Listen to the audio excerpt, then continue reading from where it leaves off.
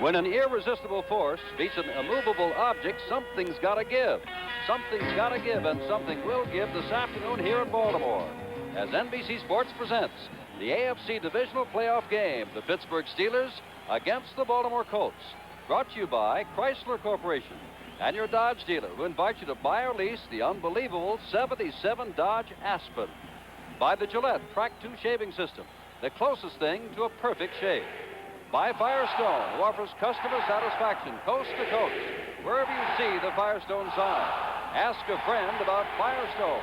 And by Avis, the car rental company that tries harder. The irresistible force, the number one offense in the National Football League, that of the Baltimore Colts. The immovable object, the number one defense in the National Football League, that of the Pittsburgh Steelers. The Baltimore Colts this year scored 417 points. The Steelers only gave up 138. Total yardage this year, a club record for Baltimore, 5,236. But the Pittsburgh defense gave up about 2,000 yards less. Yards rushing, 2,309 ground out by Baltimore, but only 1,457 given up by Pittsburgh. It is the irresistible force and the immovable object, not us. I'm Jim Simpson with John Brody, and we've got a crowd behind us. John, I would say that this is one of the worst places for an opposing team to play. Having played here several times, Jim, it is the worst place. It's the greatest place if you're the home club in Baltimore, but you don't want to play against them. All right, the big question. What do you think? What do I think of all those statistics? I think that they're composed of so many elements that go into contributing to a great defensive football team like Pittsburgh has.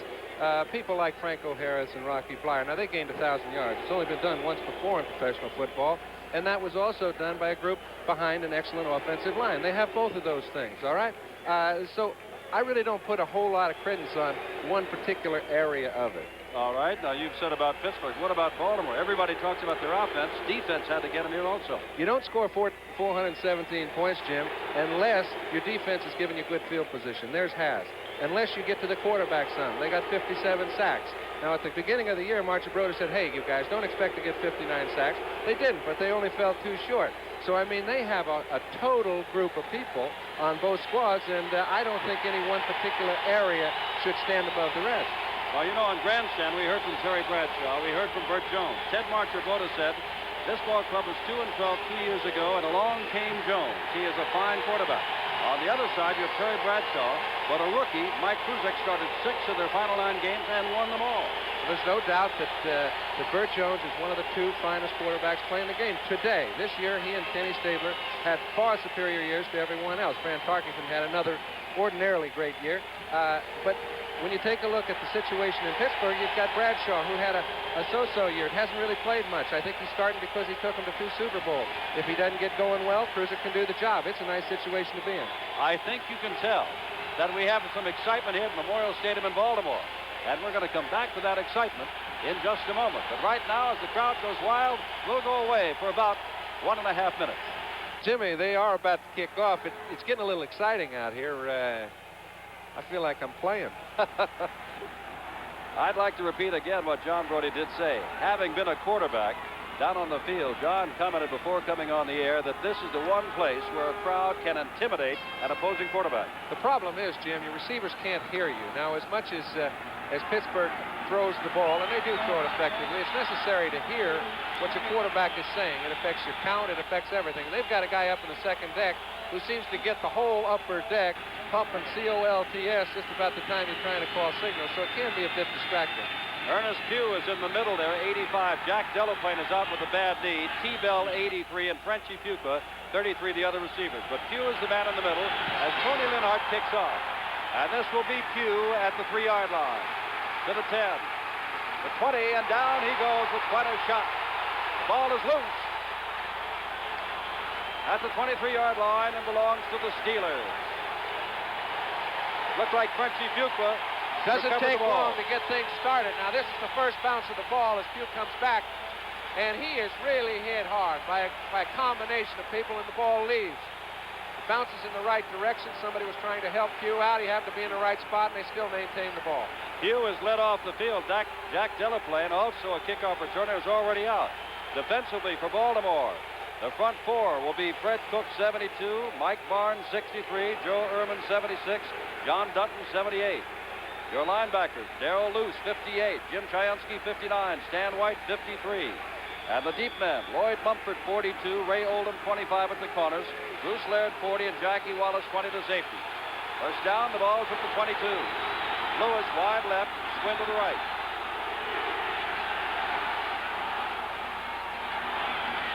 Franco Harris. Harris gets 3 yards out to the 25. Chuck Noll says about Franco Harris that he plays 110% of his effort throughout the entire season and then jumps up to about 150%. And against these Colts last year in the playoff, he got 153 yards. I've always wondered how you get better than 100% at any time, Jimmy, but he definitely keeps getting better. Well, in playoff games, he scored 9 touchdowns in his career. Second down, 7. Rocky Blyer pursued and dragged down by number 59, Jim Chiansky, the middle linebacker. Lost on the play of the yard. It'll be third down and 8.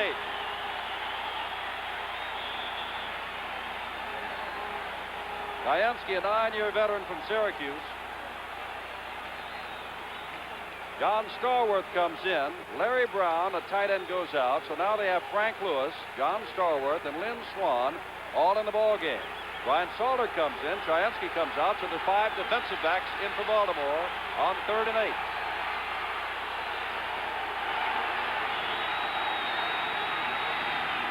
Bradshaw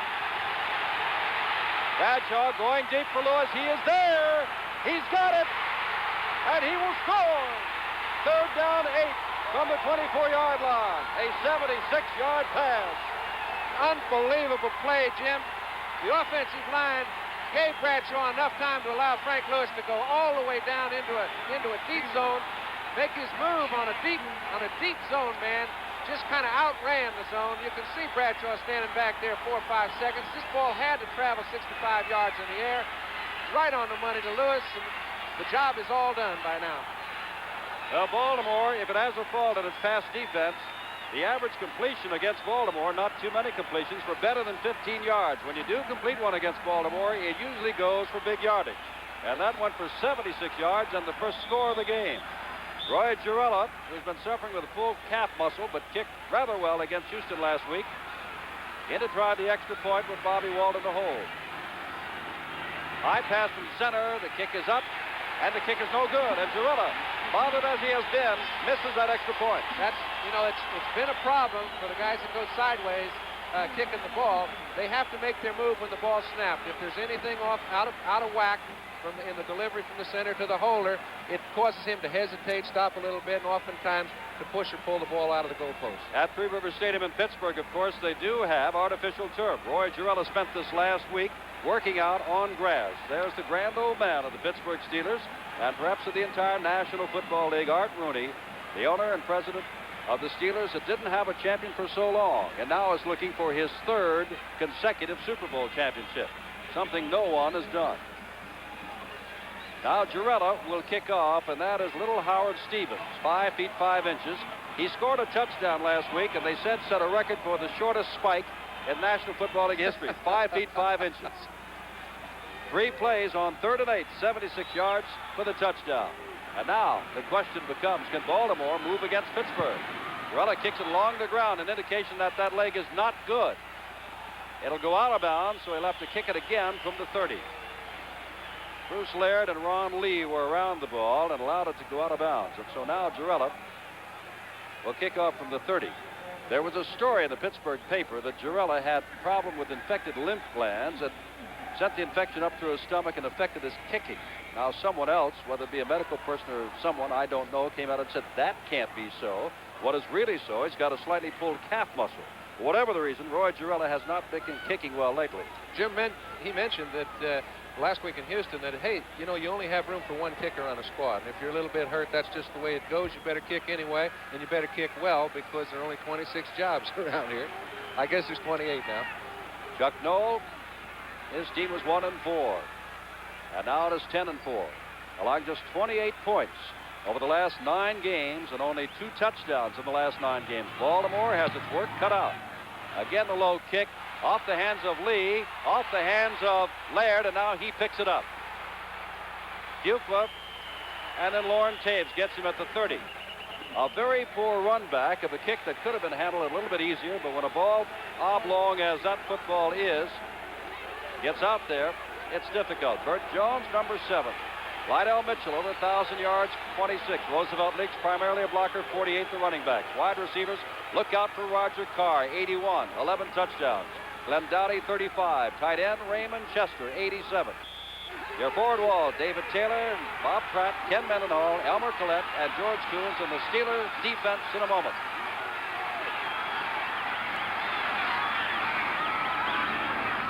Lydell Mitchell, no place to go, but he wedges out a couple of yards. And now for that Steeler defense that we'll be watching. Number 1 in the National Football League today. The front 4, L.C. Greenwood, Joe Green, Ernie Holmes, and Dwight White. Your linebackers. Has anybody got a better trio than this? Jack Ham, Jack Lambert, and Andy Russell, who says this is his last year. Your cornerbacks, J.T. Thomas, 24, Mel Blunt, 47. He'll be on Roger Carr. And your safeties, Mike Wagner, 23, and Glenn Edwards, 27. Second down, and 7 to go.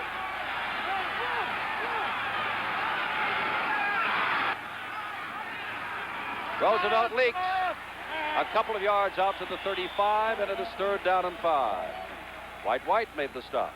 Our telecast, presented by authority of the National Football League, intended for the private use of our audience. Any rebroadcast or the use of this telecast without the express written consent of the Baltimore Colts and the National Football League is prohibited. If you just joined us, a 76-yard touchdown bomb, Bradshaw to Lewis on 3rd and 8. Urella missed the extra point. And it's 6-0 already. Carr goes wide left. Dowdy comes to the right. Don McCauley comes in to do some blocking for Bert Jones in a passing situation. 5 defensive backs for the Steelers. Jones with excellent protection has his man who drops the football. That's Lydell Mitchell. Would have been a first down at the 45. If this trend continues, Jim, and I have every reason to expect that it will, we'll get to it in a second. Let's take a look at Lydell Mitchell. He will be a prime receiver today because he's covered man-to-man by Andy Russell. As you can see, Andy backed off the line. Dewey had him man-to-man the whole way. I'm sure Jones picked it up and was able to come to him. He usually catches those kind. 5-yard penalty offside, John. And here's Pat Haggerty. First down. But you started to say about the trend. And I was mentioning that, with the outstanding wide receivers that Baltimore has, I fully expect Pittsburgh to use double both wide receivers and put the linebackers in a real bind. They're going to have to cover Lydell Mitchell all over the field one-on-one, and Roosevelt Leaks going to have a big day. Both wide receivers to the right, Carr and Dowdy. Jones rolling that way, throwing for Dowdy off the hands of Jack Ham. Cannot contain the ball at the 50-yard line. Ham has a couple of interceptions this year, but of course he has been a leader in intercepting the ball for several years for the Steeler linebackers. And it's Jack Ham who says Bert Jones is the key, and that time he almost turned the key. Well, Jack Ham is the quarterback's nightmare because he gives you a look that you think you have. You think you have a hole, and he's just lulling you to sleep. He moves like a gazelle, and he seems to get the balls just in time, but he knows he's going to get there beforehand. Carr again goes back to the left. That's Blyer being taped on the sideline. Dowdy to the right.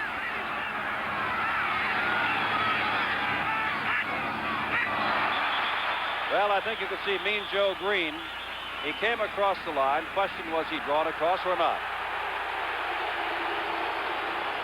Jack Lambert is arguing with the officials, so I would assume it is against the Steelers.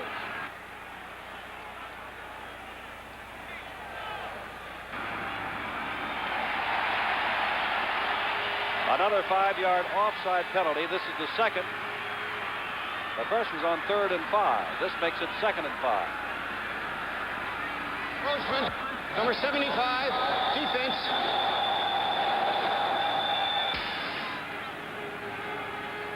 Second down and 5 at the Colts 45. 2nd and 5 from the 45.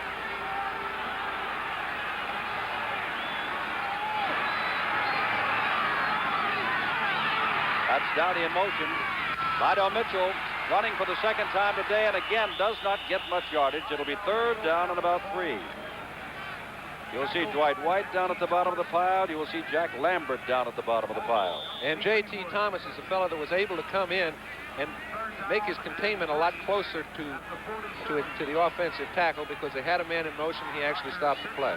Jack Ham takes himself out for what reason I do not know.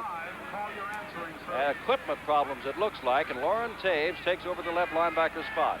McCauley comes back in to join Mitchell. Third and short. You wonder on this short yardage situation whether or not Jones will actually throw. He's set up to throw and is going to throw. Again looking for Mitchell and has him. First down. Run out of bounds by Glenn Edwards, number 27. First down as they move into Steeler territory at the 47.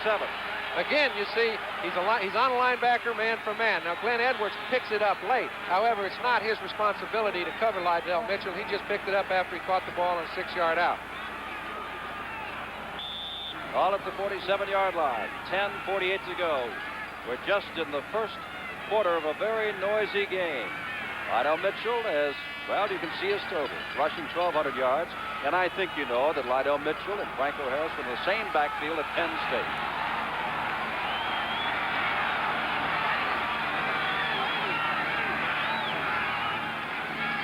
Burt Jones throwing on first down, looking for Roger Carr, maybe underthrown, and it is picked off by Mike Wagner. Wagner's across the 20, holding the ball out like a loaf of bread, and Roosevelt leaks, and Burt Jones makes the tackle. Jim, what happens is Burt thought he had him man-on-man down the field. He didn't. The whole way, Wagner's just kind of floating over to take the ball as it comes into play, and that's just a mistake he doesn't want to make. 10:36 to go. We've got a long way to go. We're in the first quarter. The Steelers lead it 6-0. Taking another look at this play, you see that Burt Jones is running a play-action pass. Now, at the line of scrimmage, Pittsburgh's defense faked the blitz. He thinks it's a blitz. He thinks Carr's one-on-one out there, which he is not. It's just a well-conceived defense by Pittsburgh. Pittsburgh has had that one big play of 76 yards. Lewis comes to the left. Swan is to the right. Frankie Fuqua is in. Blyer is not.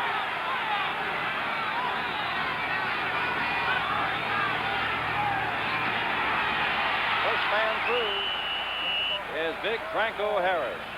We'll try to check the Steeler bench to see if there's something wrong with Rocky Blyer. We did not see him get hurt, but Frenchie Fuqua is starting this series along with Franco Harris. Bruce Laird, the strong side safety, made the stop. Lewis goes out. John Starworth now comes in as wide receiver for the Steelers. Got Swan and Starworth. And it's second down and 4 at the 28. Franco Harris slips out of one tackle, and the strong side safety, Bruce Laird, makes the stop, number 40. That's a loss on the play. And we go back to third and long. Last time, the Colts were in expecting the run or a short pass over the middle, and Jackie Wallace found himself trailing Frank Lewis 76 yards on the touchdown bomb from Terry Bradshaw. It's got to loosen things up a little bit, Jim, when somebody stings you for 76 yards. You can't play him too tight. Lewis back in and to the left. Swan right.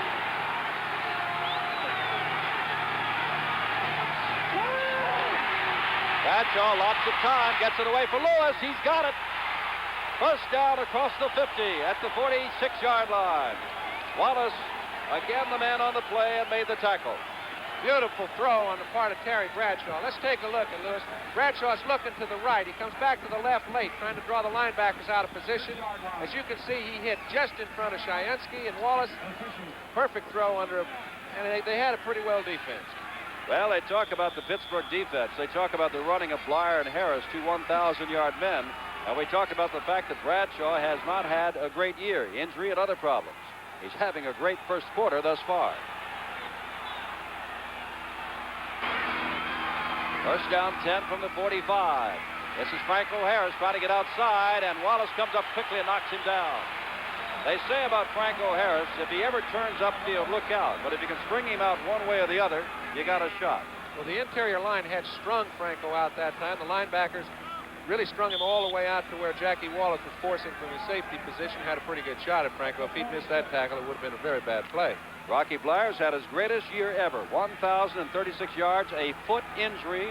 Has gone to the locker room to see just how bad it is. That's why Frenchie Fuqua is in there. Second down and 10. Bradshaw throwing on second down. As time floats, it may be picked off the hands of Wallace. There's a flag thrown in the vicinity of Stan White, where he was with Frenchy Fuqua. Don't know if we have it, Jim, but I do know that both Stan White and Fuqua got all tangled up in there. And it's going to be against Stan White, and that'll be a first down. And you wonder if Pittsburgh jumps out to a couple of touchdown lead. With that great defense that they've had, they've only allowed 2 touchdowns in 9 games, how tough an uphill drive it would be for the Colts. And those 2 touchdowns were both scored by Houston late in the season, Jim. That's 8 games without giving up any.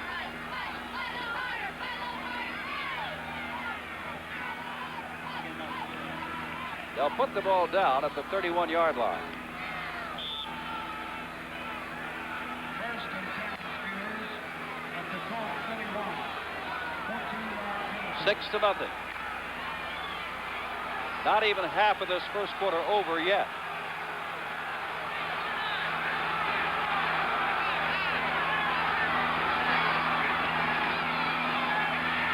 Franco Harris trying to get outside, turns it up, and only gets to the 30-yard line. A pickup of a yard. And it'll be second down and 9. And thus far, Harris has been contained, but Bradshaw and Lewis have not. Well, the cornerbacks have forced very well. That time, Lloyd Mumford came up, made the play turn in. They really didn't have it as well strung out as they'd like. He had a little lane, but Mumford just kind of shut it all down. Let's take a look. Here comes Lloyd. He knows it's a running play. He's got to come in. Lynn Swan is his man. He ducks underneath the play, forces it in, and they pull him down. Second down 9. Little swing pass out to Fuqua, and Fuqua gets down near the 25-yard line. Upended across the way by Darrell Luce. Down at the bottom of the pile, a left side linebacker. And again, it's a big third down situation. And thus far, the Steelers have come up golden on 2 third down situations. They have, and it makes you to think that maybe, you know, they're sacrificing a bit. They're going to stop the run. They're going to shut him down. They're going to try and get him into a throwing situation because they haven't thrown the ball as effectively this year as they have in the previous 2. And I think they've burned them when they had to. Again, 3 wide receivers, Lewis, Starworth, and Swan on third down and 6. Look out, Baltimore did not touch anybody, so that's legal. Now a flag goes down, 2 flags go down. There's Lynn Swan off his hands at the 5-yard line. What happened is Frenchy Fuqua saw the blitz coming. He knew he was in a position where he could not get the linebacker coming up the middle of the field, so he moved up. And while he moved up, the ball was snapped, and that's an automatic in-motion penalty. And that's what Pat Haggerty is signifying to us. So I would assume that they will refuse that penalty and make it 4th down. That's their option. Haggerty almost gets tripped up himself. Okay, Pat. Motion, number 33, offense, decline. Now in comes Roy Girella, and let's see what kind of foot he has got here now. We've talked about the pulled calf muscle, the fact that he's not been kicking well. This will be a kick of well over 40 yards, and he has been actually more effective outside the 40 than he has been between the 20 and 30. Well, you know, really, you noticed when he kicked off, he didn't try to boot the ball all the way down into the end zone because he is losing a little distance with this injury. However, I'm sure the adrenaline flow is pretty high, and he wouldn't be kicking it if he didn't figure he could get it 45 yards. 45-yard attempt.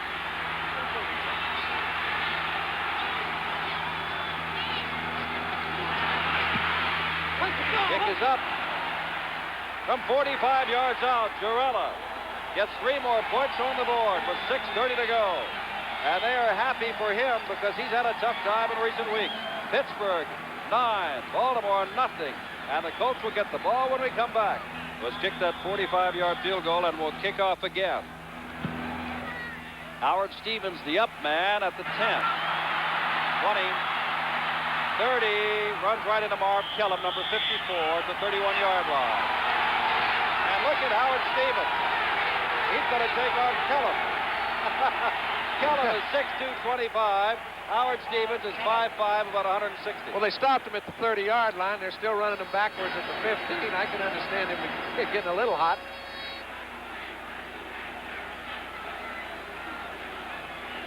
Take a look at a guy that's done an outstanding job on special teams for several years, Donnie Shell. He's also a fine defensive back. But he's got a tough job. He's down there in the middle of all the action. That time he got a little help before he could get there. Roger Carr goes out to the left, Dowdy to the right. Baltimore's going to try to get something moving, and Rydell Mitchell isn't moving very far, is he? Shut down rather quickly. A year ago, Rydell Mitchell averaged less than 2.5 yards against the Steelers in the playoffs, picked up only 63 yards on 26 carries, and a year ago, the Colts only got 82 yards all day long running the ball. And I think most people have picked up yardage on the Steelers with draw plays, and they pretty much give them away. They put their defensive linemen with no draw responsibility at all. Second down, 9.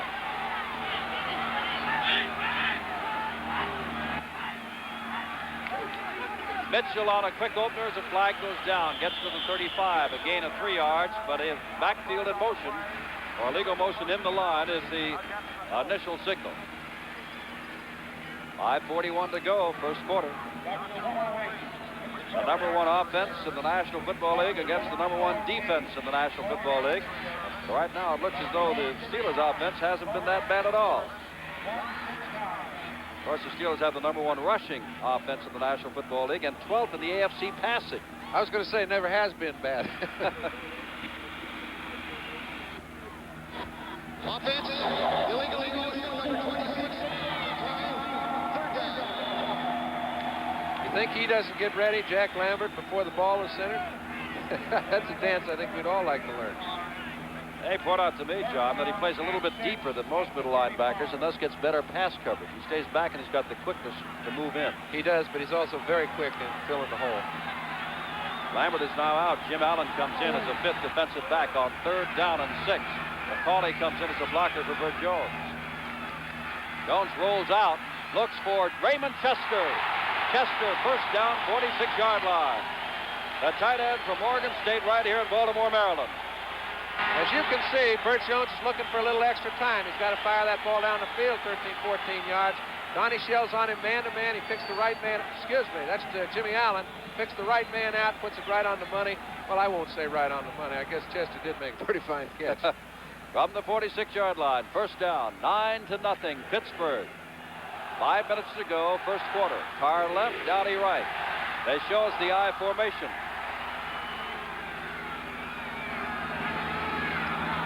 Rydell Mitchell, first time he's gotten, well, he picks up 3 yards this time. Second down, 7, out to midfield. Andy Russell, should the Steelers lose this game today, Andy Russell will have played his last game. Even if the Steelers go to the Super Bowl, he will have played his last year. And the word I get, Ray Mansfield, a 13-year veteran, a center, probably will announce later on that he is going to call it quits too. Second down and 7.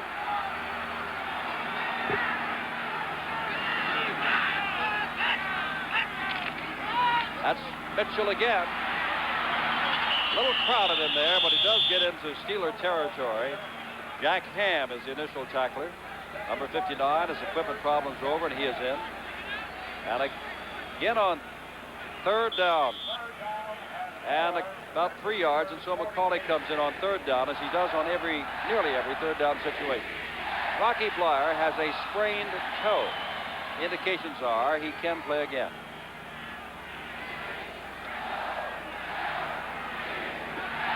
Carr to the left, Dowdy to the right.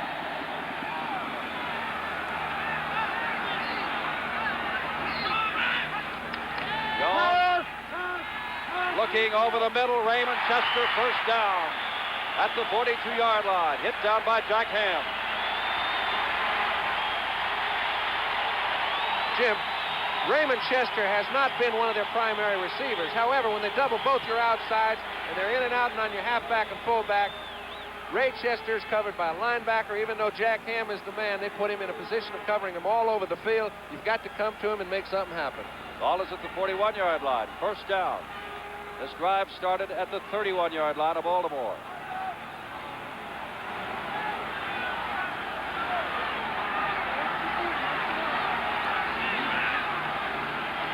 Jones to throw on first down. Excellent protection. Now decides to run. Gets the ball to Mitchell. Steps around Jack Ham. Inside the 25. Down to the 20-yard line goes Rydell Mitchell. First down, Baltimore. Glenn Edwards makes the tackle. Beautifully conceived play. It's a play-action pass. It's the kind of play you dream of if you're a quarterback. He gets great protection. You see Lydell Mitchell just hanging around. He sees Jones in trouble. Everybody's covered downfield. Linebackers have dropped. They've forgotten Mitchell. When he gets out in the open, man, he is tough to bring down. Nobody has scored a touchdown on Pittsburgh in the first quarter over the last 29 straight regular season games. Dallas did it in Super Bowl 10. No one has scored a touchdown rushing against the Steelers in the last 9 games in any time. Roosevelt leaks first man through. Lydell Mitchell never left his spot at halfback. The tailback of the eye, and Mitchell gets down to the 16, or rather leaks, and it'll be 2nd down and 6.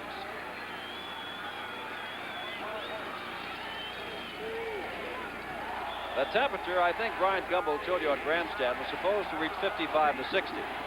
When it came on the air, it was Leaks' number, 48, and I don't think it's going much above that. I think it's about 84 in both those huddles.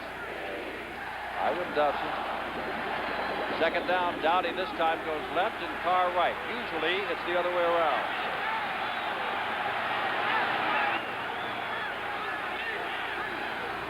And Jones to throw, looking for Carr all the way. He is there!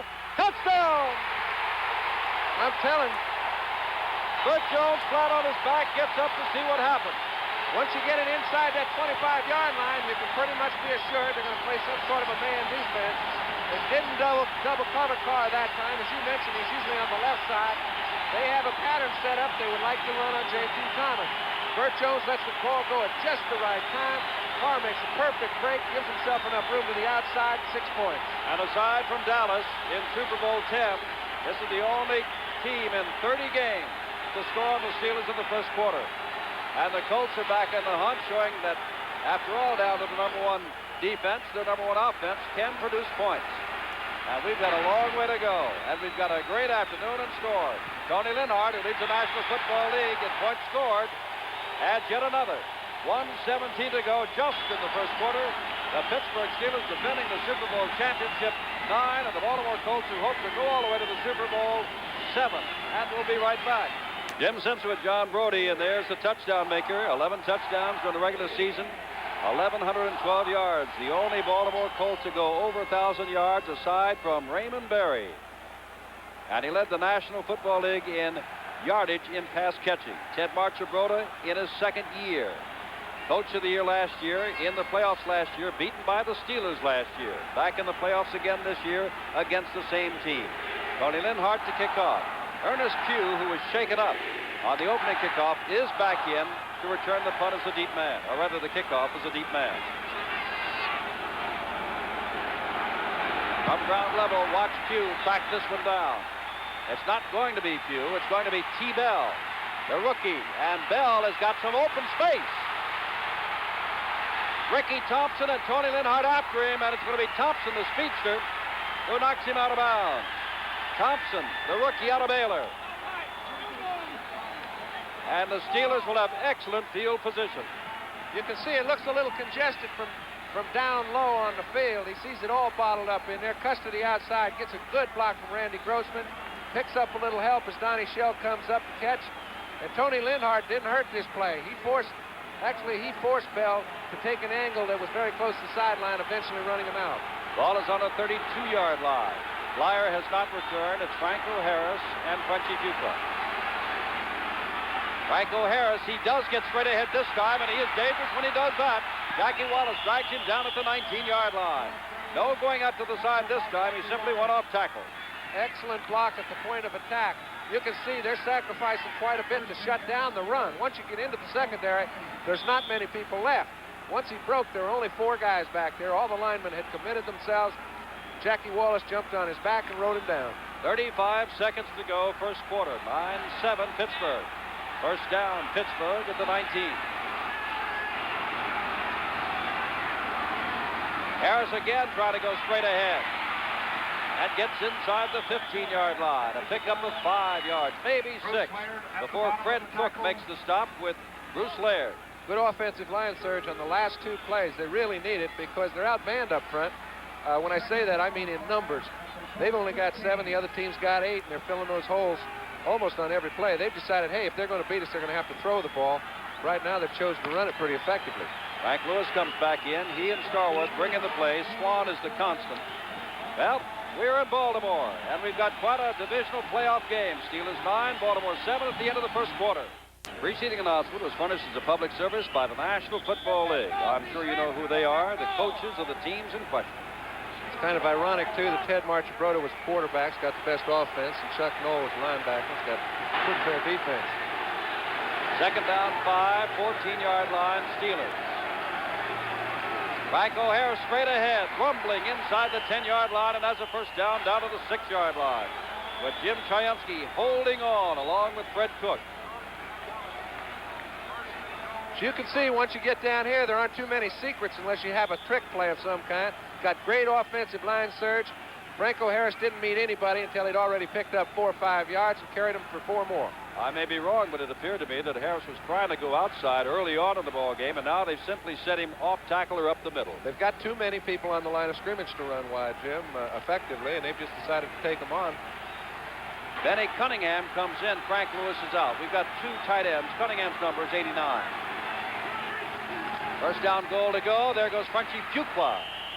Down to about the 3-yard line. Jackie Wallace is up top, number 20. And it'll be second down and goal to go in this 9-7 ball game. Both clubs very confident. Ted Marchibroda said that the home field will be quite an advantage for Baltimore. Ted Marchibroda said that he never had a better week of championship practice as a coach in his life. And of course, you know how the Steelers feel after winning 9 in a row and the last 2 Super Bowls in a row. Now there are 3 tight ends in there as Brown is joined by Grossman and Cunningham, and that's Franco Harris. Franco Harris did not get the touchdown, they say. It'll be third down and inches to go. And I mean inches, and you can see it as they unpile. maybe 1.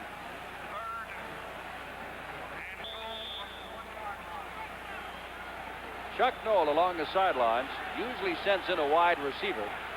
But now we see Franco Harris coming out and Reggie Harrison. Average about 4.5 yards per pop. He's very effective. Number 46 comes in. He is very strong. Third down, Reggie Harrison, touchdown. And a big hole for him to ramble through. The cornerback Mumford had to try to close it down. And you can see just how important your special teams are. It's very simple. Bell set this touchdown up with a great return of a kickoff. Just changed the momentum flow, the whole deal. Put him on the 30-yard line, and from there, they never had to throw the ball to score it. Reggie Harrison going in from the 1. Roy Girella, he missed a point after, but he converted a 45-yard field goal.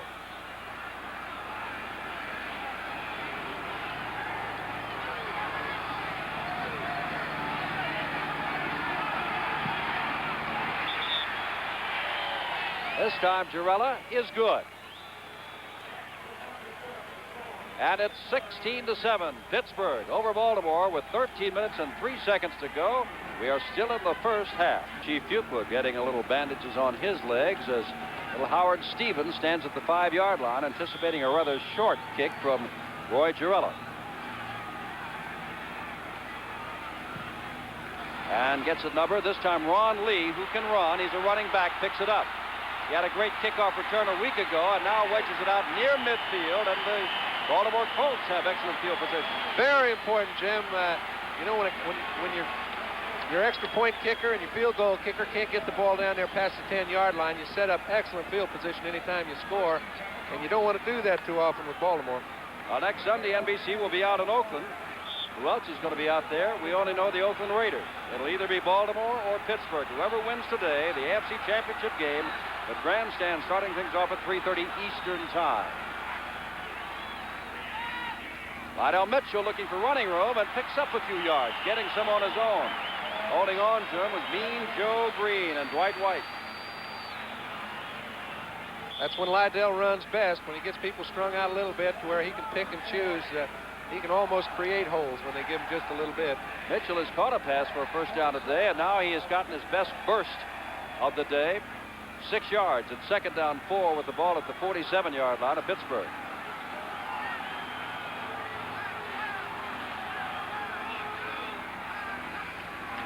Jones, and that is Lydell Mitchell, and Jack Ham is the first to meet him. However, for the first time today, it'll be 3rd down and very short yardage. A couple of yards or less. They did have a 3rd and 3 situation, but this is the best 3rd down situation that Baltimore's been in thus far. They bring in their second tight end, Jimmy Kennedy, and take out Roger Carr. Look at that.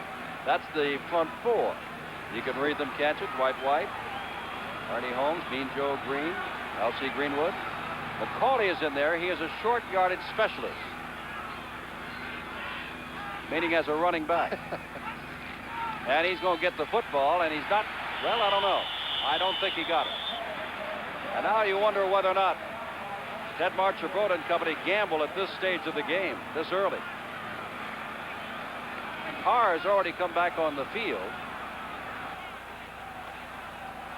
And I don't know whether he knows something I don't, because here comes a kicking team out. Yeah, Jim, I think a little later in the game, if the score were the same, you'd see him go for it. But right now, you've got almost 3/4 of play left.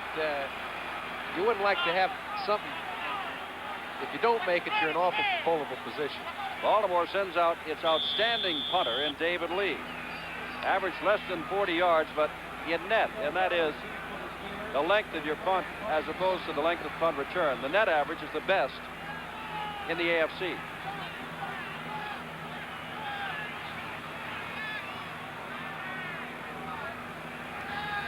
T. Bell is the punt returner. Lee will try to keep the ball away from him and get it toward the sidelines. He angles it toward the sidelines. Might be a good kick. It will go out of bounds inside the 10-yard line. They'll mark it at the 9. It'll be 1st and 10 from there. And there's a little battle on the sideline. Randy Hall along the near sideline, and I believe Marv Kellum or Jack Lambert it is. So Lambert and company get into it already. It's not the Super Bowl yet, Jack. That's where you do that. Well, Super Bowl 11 is coming up Sunday, January the 9th. Top team, I think you know all of this by now, the National Football Conference and the American Football Conference. Nobody knows who's going to be there. We will be at the Rose Bowl in Pasadena. Everything starting at 2:30 Eastern Time. Got another week of play yet to decide which teams are going to be there. 2 more teams will be eliminated today. Franco Harris going wide. Flags are down, and Stan White strings it out beautifully and gets him at the 10-yard line. Kayansky put him down, but White in the corner of your screen there, 53, made the play happen. But there's a flag down.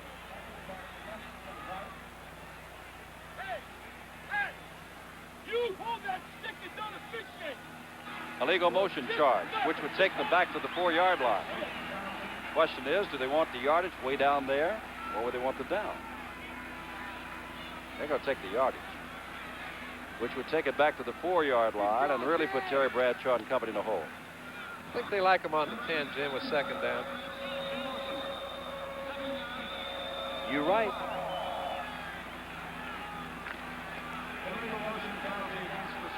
Bradshaw's big strike of the ball game has been 76 yards on 3rd and 8 for a touchdown to Frank Lewis.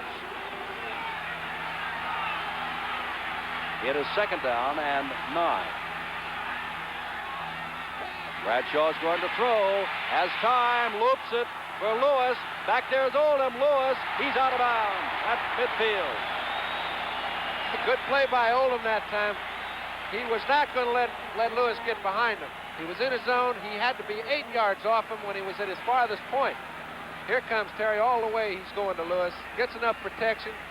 Lewis knows he can't get behind him. He throws it up there and hopes something good happens. Oldham comes back and makes a pretty good play to get Frank rid of the ball. Ray Oldham playing that cornerback spot because Nelson Muncie, their premier cornerback, was injured several games ago. And Oldham has taken over. When people downgrade the Baltimore Colts, and there's not much to downgrade them about, they pick on the defensive secondary. The secondary says that's not so. We can play with it. Well, we'll see. It's 3rd down and 9. Bradshaw back to throw. They're not blitzing. Lynn Swan. Down he goes. Short of the 1st down. Now he puts it ahead of the line of scrimmage on the 20-yard line. And the official is going to put it down at the 20, and it's a 1st down. That's what made it, that extra little lunge. Made it by about a foot. Let's take a look at Lloyd Mumford. Now, Lynn Swan is excellent, getting away from a force man. He comes up, lets the flow clear out, gets underneath the linebackers, and then makes a last-second lunge for a 1st. First down at the 20-yard line. Lewis to the left. Swan to the right. Rocky Bleier still out. Frenchy Fuqua filling in.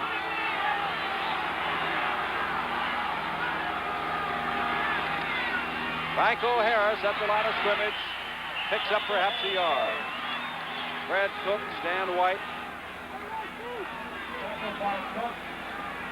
You could get hurt just getting up out of those piles. Second down and 9. Our score 16-7 Pittsburgh. Our time 9:45 to go, second quarter. That field will repeat. Technically is grass. The players, the Baltimore Colts players, call it artificial dirt.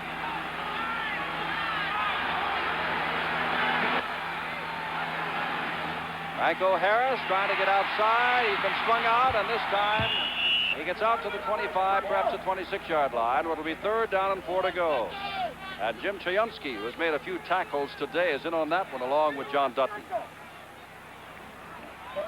Third down and nearly 5 yards to go. Frank Lewis trots in and will hand the offensive play to Terry Bradshaw as Chayunsky has called the defensive signals for the Colts. Lewis left, Swan right. They've not gotten to Bradshaw yet. Trying to this time, Franco Harris, shy of the first down, but he's going to get it. Near the 30-yard line, the nose of the ball was on the 20, so if he gets the ball to the 30, he does. He's got a first down. Stan White made the tackle. Remember, this drive started on the 9-yard line. That's heads-up football, Jim. Franco knew exactly how far he had to go to get that first down. You can see he didn't fool around trying to get rid of the blocker. He just overwhelmed him. Well, the Steelers are doing something here that, if you know any laws at all about football, is very effective. Not only are they moving with the football, not only do they have more points than Baltimore, but they're not allowing Burt Jones and company to have the football. Pretty important.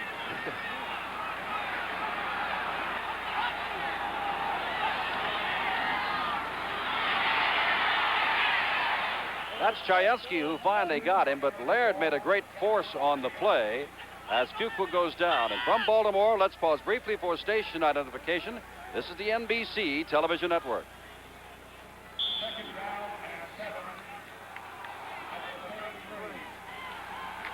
You can see it's pretty crowded up there at the line of scrimmage. Now, Jim Chayunsky has had an excellent year. Jerry Mullins is out on him, gets pretty good position on him. Actually gets enough of a block to make this play go if Frenchie broken clean. Second down and 8 to go. Ball's at the 33. Bradshaw throwing a great willingness to throw today, and he throws and it's complete. That's Lynn Swan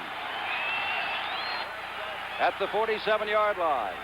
And now they move from the 9 to the 47. Let's take a look at Lynn Swan again. Now, they're putting a lot of heat on him. They've got Darrell Lewis coming out to try and get in the passing lane. However, he isn't able to get there in time. Terry puts it right on the money, and Swan goes to the only place he could have thrown it. Bradshaw has already thrown 8 times today. He is 6 for 8, already 121 yards, 76 of those on one play. That was the touchdown play to Lewis.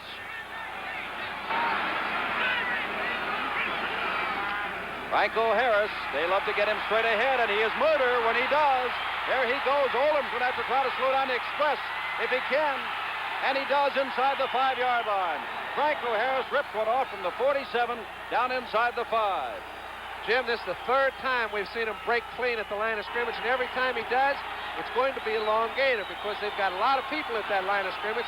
They're sacrificing a strong safety. He's up there. Franco breaks clean, and the only guy that can catch him is all the way from the other side. Ray Olam slows him up, then finally pulls him down. Let's take a look again, another look. Great blocks at the point of attack. Once you get him clean through the line, he's pretty tough. 3 tight ends again. Reggie Harrison has scored a touchdown moments ago. Back in again to team with Frenchy Fuqua. That's Reggie Harrison with the football, and he battles down to the 2-yard line. 16-7 our score, 5:50 to go in the first half. And the Steelers threatening to go up by 23-7 if they can. And you look back and wonder, when was the last time anyone scored as many as 23 points against the Pittsburgh Steelers? Answer, third game of the season. No one's got more than 18 points against the Steelers since. John Stallworth has come back in. Randy Grossman goes out. Cunningham and Brown remain the two tight ends. Second down. Harrison again. Blocks. Gets down to the 1. Looks like the ball is loose. Ball belongs to Baltimore. The Colts. Reggie Harrison fumbles. I believe that's Stan White, 53 down the bottom, and he's the one that gets up with it. You notice look, Ray Oldham in your picture made a big play, saving a touchdown, certain for Franco Harris. Had he not been in great pursuit coming from all the way across the field, they'd have had 7 points. That was a 7-point play. 5:14 to go. First half, Baltimore deep in its own territory and trailing the Pittsburgh Steelers 16-7. Bert Jones calling signals. His team has the football on their own 2. Maxie Vaughn, defensive coordinator of the Colts, just had every one of the 11 defensive men on the bench talking to them about something. Next time Pittsburgh gets the ball.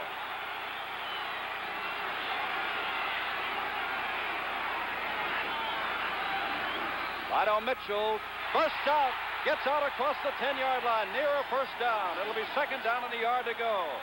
Jack Lambert makes the tackle along with Andy Russell. In any event, they failed, and here comes Baltimore. Lionel Mitchell again, spinning across the 10-yard line. Carr to the left, Dowdy to the right. Mitchell and Leaks the setback. Well, you're right.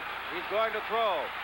And he's looking for Dowdy and overthrows him at the 43-yard line. Dowdy enjoying double coverage from Thomas and Wagner. Second down and 10 to go.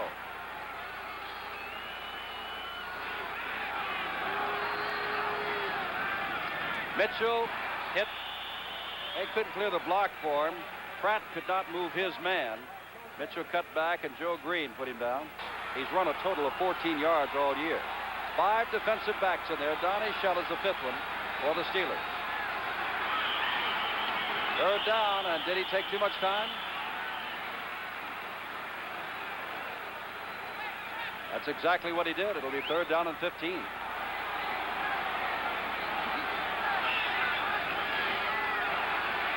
Jones under pressure, terrible pressure, and down he goes.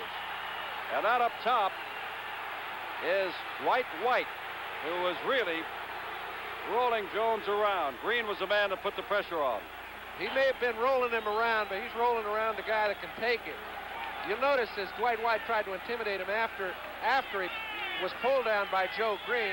Watch, I don't know if we have it, but he came in a little late. Now he's being a little tough, and Jones doesn't even pay any attention to him. David Lee almost out of his end zone. Looking for a big boomer, but kick if he can get one away here. It's a wobbly high kick. Lynn Swan, the returner, at the 45-yard line.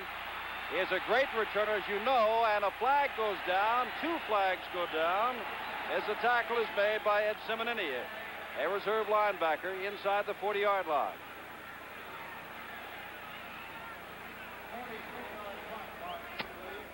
Thus far, with one exceptional drive of 69 yards, clipping is going to be called against the Steelers by the Colts. This ball game has belonged to the Steelers. 2 minutes, 38 seconds to go. We're in the first half. It's 16-7, Pittsburgh. Pittsburgh scored the first time it had the football, then moved out to 9-0 before that 69-yard drive.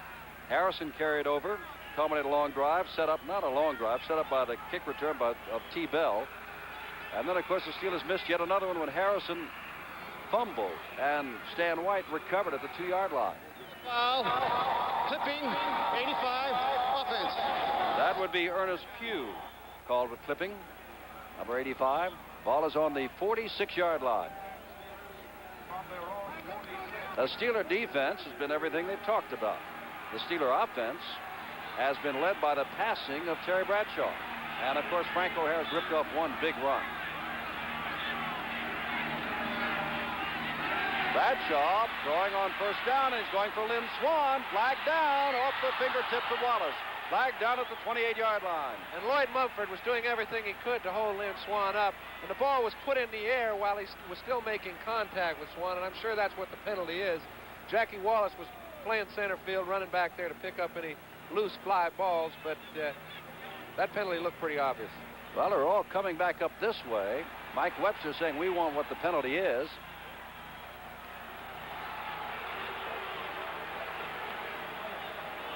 And they're going to step it off from the line of scrimmage.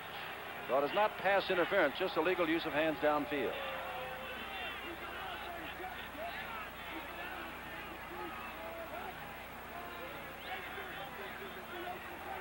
You think Ted's upset?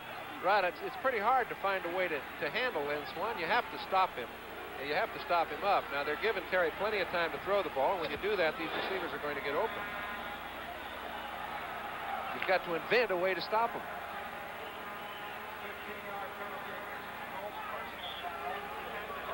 Personal foul is what they call it. It's at the 39-yard line, and that is a first down. Frenchie Fuqua gets down near the 35-yard line. 2:25 to go. Chayensky made the stop. Well, I've never seen anybody hotter along the sidelines of the National Football League than what Chuck Fairbanks was yesterday in the last minute of play in that game with Oakland. But Ted Marchibroda is warming up. I don't think he and Burl Toller are in total agreement. Second down and 7 to go. The ball at the 36-yard line, and we've come down to the 2-minute mark. Well, Marchibroda's heated up. He's trying to heat up his Colts, and the Steelers, they are hot themselves. It's 16-7 Pittsburgh over Baltimore with 2 minutes to go here in the first half in Baltimore. Second down and 7 Pittsburgh at the 36 of Baltimore. Frenchie Fuqua. Fuqua gets inside the 30-yard line.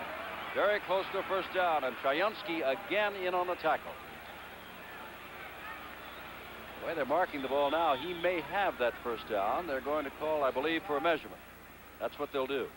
I think he does have the first down, Jim, and I know Frenchie Fuqua, who's been wanting to play, champing at the bit all season long, and actually hasn't gotten as much playing time as he'd like, is loving it. Well, I'll bet you Terry Bradshaw's loving it, too, because as we indicated on Grandstand today, everybody, when they went to pick for the Pro Bowl, immediately went to Burt Jones of the Baltimore Colts for the obvious good job he's done all year long. Bradshaw has been put down in each of the previous 2 years, and yet he won a couple of Super Bowls, and now here he is looking excellent today. He is. He's the difference so far. He's had 6 out of 8 for 135 yards, but he didn't have the year to get him into the Super Bowl. He'd be the first guy to tell you. Or, excuse me, the Pro Bowl. Franco Harris, and that is Brent Cook. Second down and 10. Second down and 10.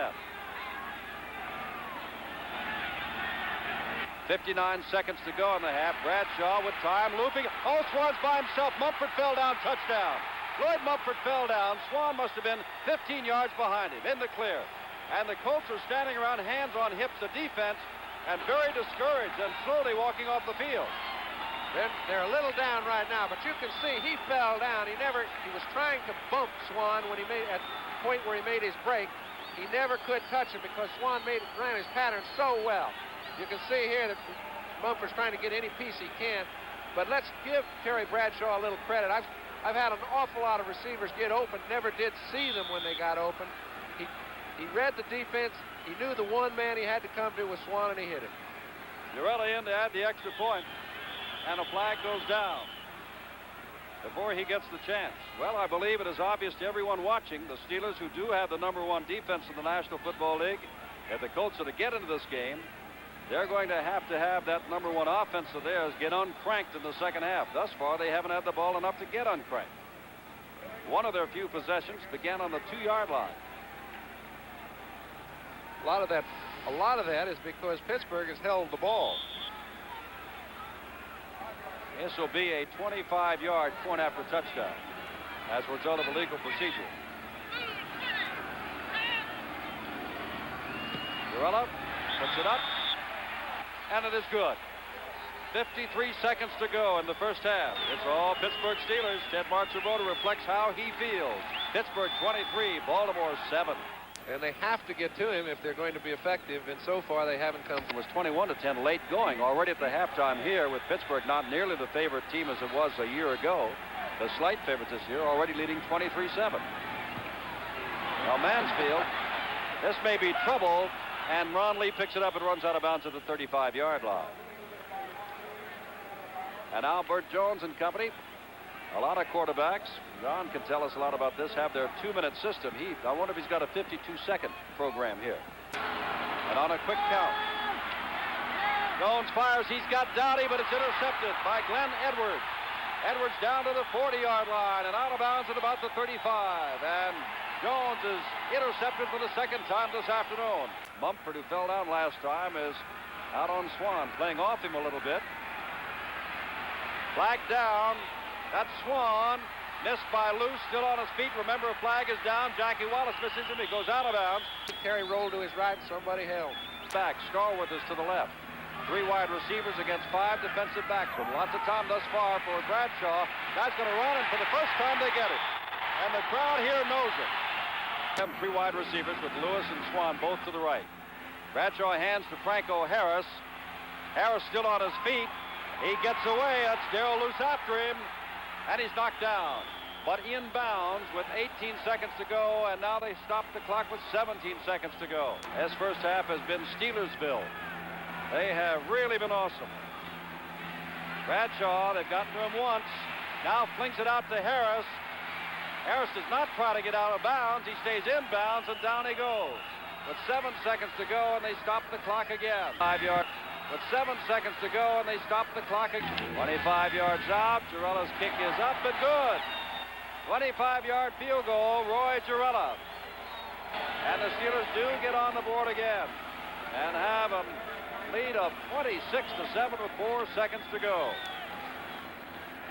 This is awesome. And if Baltimore is going to get back in the game, they have an opportunity in the first control of the ball to run it in for 6. They'll get back into it. If they don't, I think it's going to be an awfully long afternoon. Girella will kick it off, although he did not handle the last 2 kickoffs of the first half. Howard Stevens, the return man, has come out to the 8-yard line.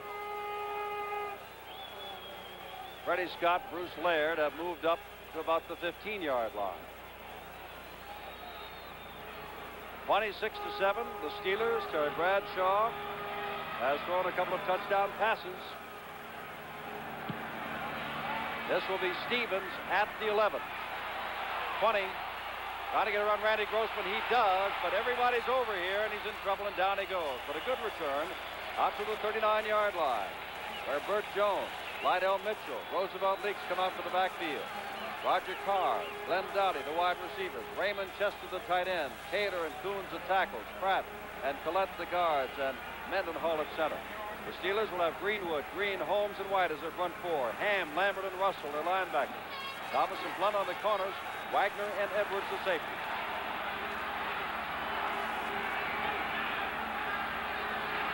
Lydell Mitchell trying to get something started and picks up perhaps 2 yards to the 40, where Jack Ham, number 59, makes the stop. And again for Burt Jones and company, it is 2nd down and long. 2nd down and 8 at the 40. Here is a team, the Baltimore Colts, that have averaged nearly 30 points a ball game. They have 7 thus far, going against a team that has allowed 28 points over the last 9 games. Probably why they've got 7. Carr to the left, Dowdy to the right. Jones really has to get a drive engineered now. He's got Mitchell right there and throws hard to Mitchell's right.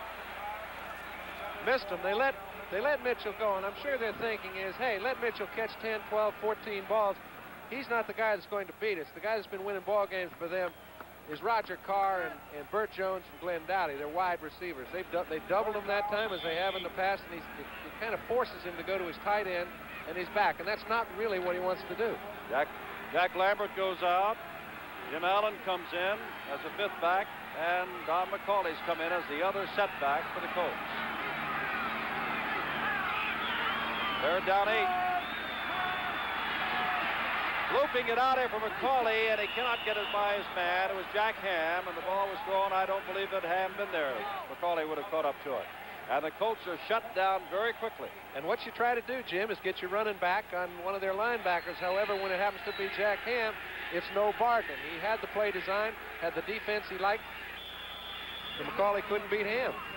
David Lee standing on his own 25. Lynn Swan is not too deep, standing on the 30.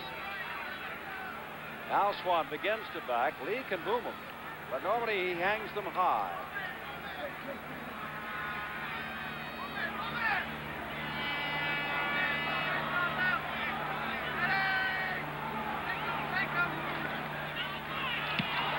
Gets it away.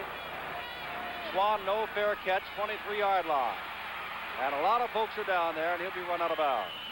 Run out of bounds by number 55, who is Dan Dickel, third-year linebacker. And now Terry Bradshaw and company come out.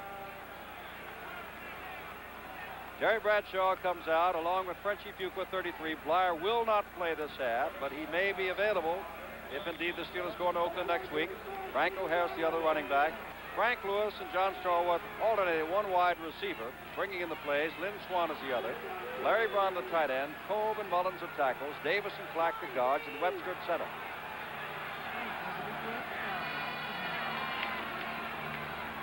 Frank O'Hara's big hunk of yardage out across the 35. Cook, Barnes, Ehrman, who made the tackle, and Dutton the front four. Luce, Chayunsky, and White, the linebackers. Mumford and Salter. Let's check that now. Mumford, Oldham, Laird, and Salter becomes your weak safety. Jackie Wallace, who was burned a couple times in the first half, is not playing. Salter started the year with the Redskins, went on to Miami, then to Seattle. Now playing the weak side safety for Baltimore. Second down and 4 to go. Quick pitch to Harris to get him outside, and he's going to get outside and get the first down. At the 42 or 3-yard line. Franco Harris adds to that yardage. Now has 128. Let's take a look. I mentioned earlier they have sacrificed a lot to try and shut down Franco Harris and haven't been successful doing it. That's pretty much why. This guy has balance that's almost unparalleled. He kind of finds holes where there aren't any. That time he picked up 7 of the finest. Well, the team that's leading is Pittsburgh, 26-7, and they picked up the first down. The team that's trailing failed to pick up the first down, getting the kickoff to open the second half. Frenchie Fuqua across the 45. The ball will be placed down on the 47-yard line where Jim Chayunsky, number 59, made the tackle. Second down and about 7 to go. 12:20 to go, third quarter. That is what Franco Harris has done thus far. He got 153 against them last year. Pittsburgh has had 1 turnover today. In their first 5 games, of which they lost 4, they had 19 turnovers. In the last 9 games before this game, they had 12. Bradshaw, time. Does he have time? And threads it right in the middle. First down. That's John Stallworth, with Lloyd Mumford making the hit. You know, I don't think you could see any better from up here than Terry seems to be finding his receivers from down on the playing field. Every time you see an open receiver, he threads the needle and puts it right on the spot. 9 of 11 isn't too shabby. One of the old cliches, John, is when you're hot, and when you're not, you're not. And thus far, it's holding true for Terry Bradshaw. He is hot, and the Colts are not. 26-7, the Steelers, and they are on the move at the Baltimore 45 with the first down. Bradshaw showing the willingness to put it in the air, and why not? He's going for Lewis. Back there is Oldham. It's Lewis who plays the ball. Oldham was playing the man, and Oldham said, I was pushed. But back there with him was Grover Clemmer, the back judge, and said, oh, no, you weren't either. Well, Frank was trying to time his cut. He saw the ball. Oldham didn't see the ball. And Oldham feels that he pushed off him just a little bit to get underneath. Now, had he made the cut at the proper time, he might have been able to make the play. I don't think Ray's going to win that battle. It's going to be second down and 10 from the 45-yard line. Flag is down, and the Steelers are moving backwards. And while we're watching that downfield, I think we're going to have a legal use of hands. Here is Pat Haggerty. Number 50. Did he say number 50? That would be Jim Clack again. That's the second time that Clack has been called with holding today. Takes the ball back to the 45 of Pittsburgh. First down and 20. Swan goes right, Stallworth to the left.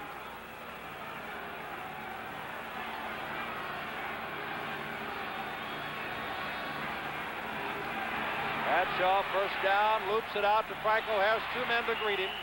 Picks up a couple of yards to the 48-yard line. Bruce Laird and Darrell Luce were right there. Loose, 58 in your picture, called on to fill in for McLeod, a fine left side linebacker or strong side linebacker who was hurt in the preseason. Oldham came up when Nelson Muncie, the regular right cornerback, went down to injury later on in the season. 3 wide receivers in again on second down and 16.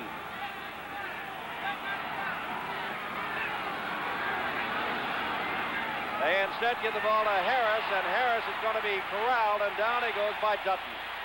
Dutton was not the first man to hit him, but Dutton's the man that put him down, number 78. And Harris is down and a little slow in getting up. Not a bad call. Every time they've had a chance, they've run a draw effectively. This time he wants to get in position to make 1 third down play, not quite as many yards, maybe 7 or 8. Now he's got it 3rd and 20. Blyer is out with a sprained toe. Harris is down, taking it easy for the moment. I recall one game that we did in Pittsburgh where Harris could not play.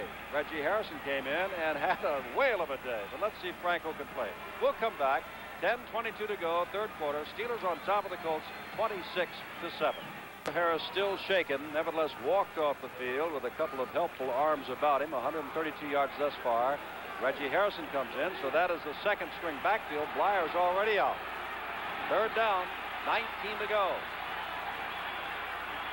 And Bradshaw loves to go up top. Comes out, throws past Fuqua.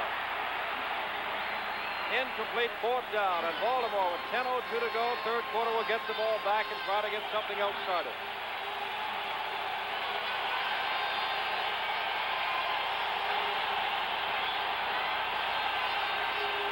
If you wonder why the cheer, that is about the first time, and that is the first time that they have forced Pittsburgh into a punting situation.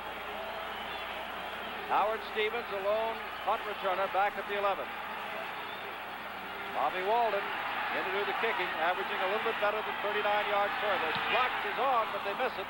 Stevens will take it at the 20. 30 and runs right into Mike Webster, who gets him down at the 32-yard line. Webster makes the stop. Coming up on New Year's Day, Southern California against Michigan in the Rose Bowl. Following that, John Brody and I will be down in the Orange Bowl, and you will see Ohio State and Colorado. And on the 8th of January, NBC moves on to the Senior Bowl in Mobile. 11 members of this Pittsburgh team, 9 of the Colts played in that Senior Bowl, including both quarterbacks. That's the all-star game that everybody watches. Bert Jones to throw on 1st down. Across the middle, Raymond Custer, 1st down, 44-yard line. Knocked down by Glenn Edwards. Funny how Old Mo is catching. You can see the fans pick up when Baltimore held Pittsburgh in the last series of downs. Bert Jones is not going to wait to take advantage of it. He drops back and fires the ball right in between the deep zone to Raymond Chester. They're still doubling the outsides. Going to make it very tough on him to hit the outside receivers, but he can't hit his backs and Raymond. Steelers very slow getting downfield, so Pat Haggerty stopped the clock until they did, and now restarts it with 9:25 to go in the 3rd quarter. Carr to the left, Dowdy to the right. 26-7 Pittsburgh.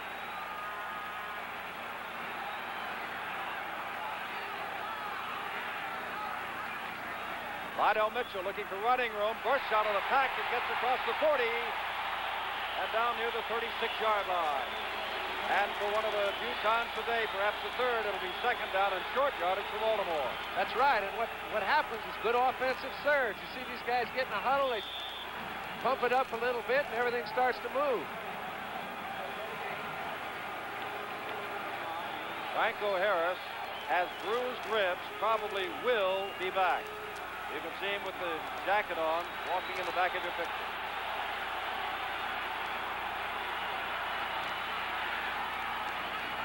Flag goes down. Roosevelt makes one of the few times he's got the football. He wanted the football, and that is a big mistake. On 2nd down and short yardage, 2nd and about 3. It's now 2nd down and 8. I think White's hurt too, Jim. White a little slow in getting up. Speaking of penalties, in that game yesterday on roughing the passer, and Chuck Gerback said, I thought Hamilton of New England tipped the ball. Does that make a difference when he got to Kenny Stabler? No, it's not like a punter. It's, you know, when you rough the passer, you rough the passer. Whether you tipped it or not, it doesn't make any difference. So, and all the post-game quotes of Julius Adams and Ray Hamilton went for naught because whether they tipped the ball or not, the quarterback is not fair game. They just feel like it. Second down and 8. McCauley has replaced Leaks after that. Little swing pass to Mitchell. He cannot step around the linebacker on that side. There's Lambert coming over from the middle, and it'll be third down. Let's pause briefly for station identification. This is the NBC television network. This is Channel 11, WIIC TV, Pittsburgh. If you notice Lambert coming up to make the play on Lydell Mitchell that time, normally it's Andy Russell's spot. However, that time they didn't double the outside receivers with the cornerbacks. They did it with a linebacker. 5 defensive backs. Donnie Shell is the 5th one on third down and 6 to go.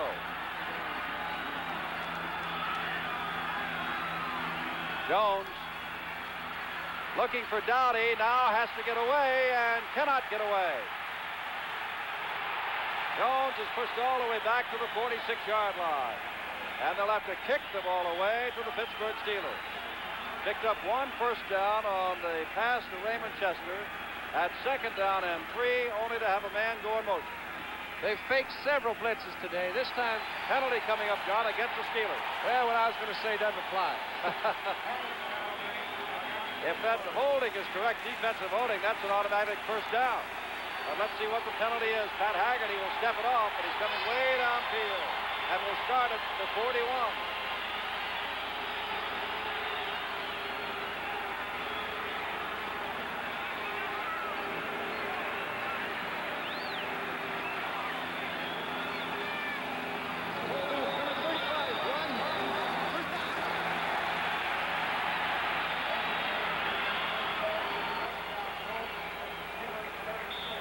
First down at the 36-yard line. 7:41 to go, third quarter. Dowdy comes to the right. He was well covered by J.T. Thomas last time.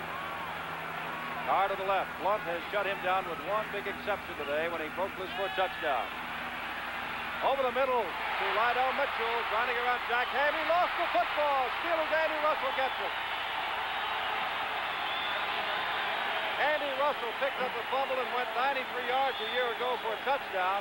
This time he has another fumble recovery that blunts the Baltimore drive. The kind of break that Baltimore just cannot afford. You see, it's another play-action pass. Again, they go out, they double the wide guys, jump on Chester. They're leaving Lydell Mitchell open. He's been open most of the day. The point production's kind of low. There's another flag, and the Baltimore offense comes back on, and we'll wait for the explanation. The Steelers had gone off, and so had Baltimore's defensive unit come on. Now it's at the 30 or the 29-yard line, and I guess they simply blew it dead. And that's the kind of break they can use. They simply blew the ball dead, but one of the officials had signaled Pittsburgh ball, and I'm sure you saw it.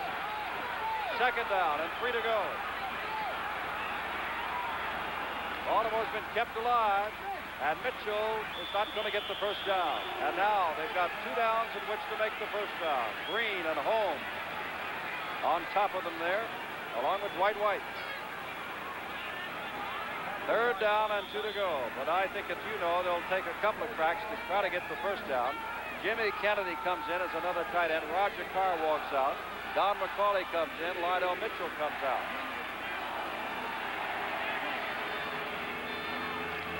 6:42 to go, third quarter. Pittsburgh 26, Baltimore 7.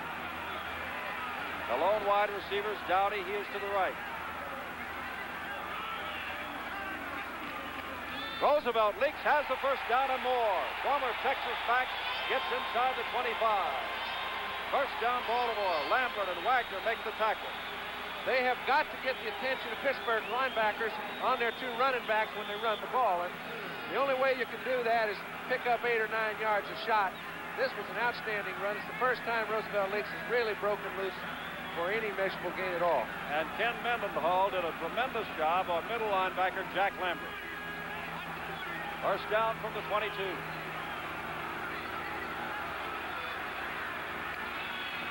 Jones looking for Carr. Overthrows him in the end zone. He took an inside cut and then went out, and Jones threw before the break and overthrew him. Jimmy overthrew him, I think, primarily because Mel Blount played it so well. He got so deep in his coverage after he'd lost Carr that when he finally made his break, it forced Jones to throw the ball higher than he would have liked. Second down and 10. And Donnie Shell comes in, and on second down 10, Second and 10 from the 22. out goes Ernie Holmes. So there are 3 men up front, 3 linebackers, and 5 defensive backs for the Steelers.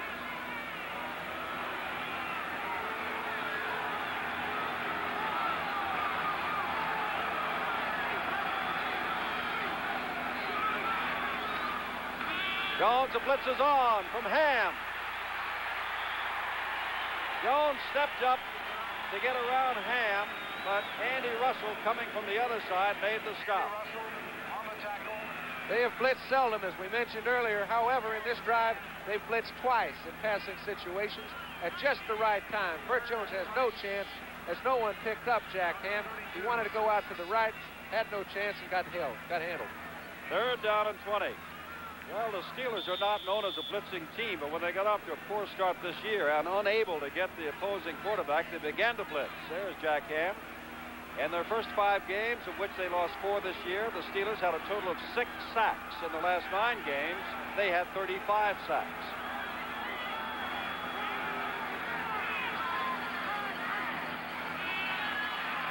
Third down.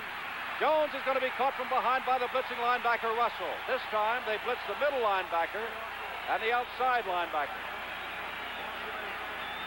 On the last play, the 2 outside linebackers came, Ham and Russell. This time Lambert and Russell came. Jim, they've mixed it up so intelligently that they're really just taking what Baltimore allows them to take linebacker-wise. If they see nobody ready to pick them up, somebody's coming. I don't know how you operate under those conditions. Andy Russell has been an outstanding player here today. Forrest Blue has come in to punt, or rather to center for the punt. David Lee steps back. Baltimore used a lot of the clock, but didn't get a point. They had a first down at the 22. The line of scrimmage now is the 41. 5 minutes to go, third quarter. T-Bell is back, angling toward the sidelines. Flag goes down as David Lee was knocked off his feet at midfield, and Baltimore again will have the football. Looked like Larry Brown hit him, and they're getting every break in the world to keep the ball. They've just got to move it. You can't say they haven't had their chances in this half. This is the 3rd trip without turning over the ball.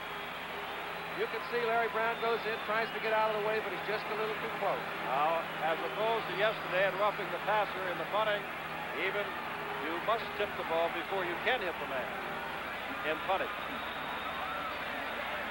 Pat Haggerty saying there was Larry Brown. Line of scrimmage is now the 35-yard line. The Steeler defense has been absolutely sensational this afternoon, barring one 16-yard pass to Roger Carr. They capped the 69-yard mark.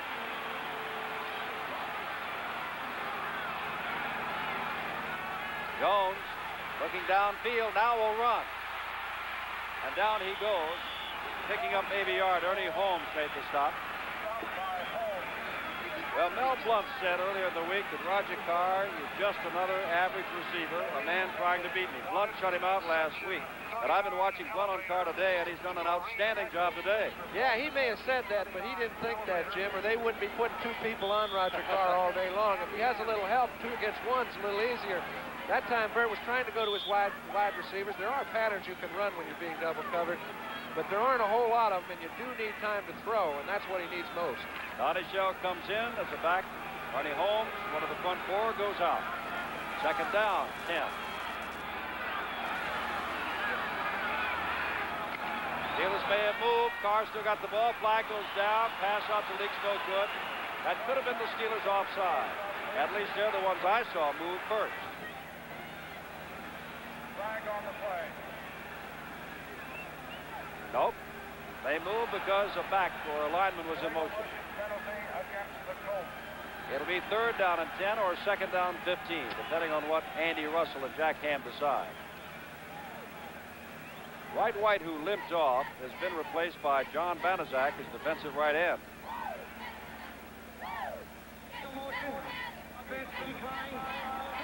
Third down and 10.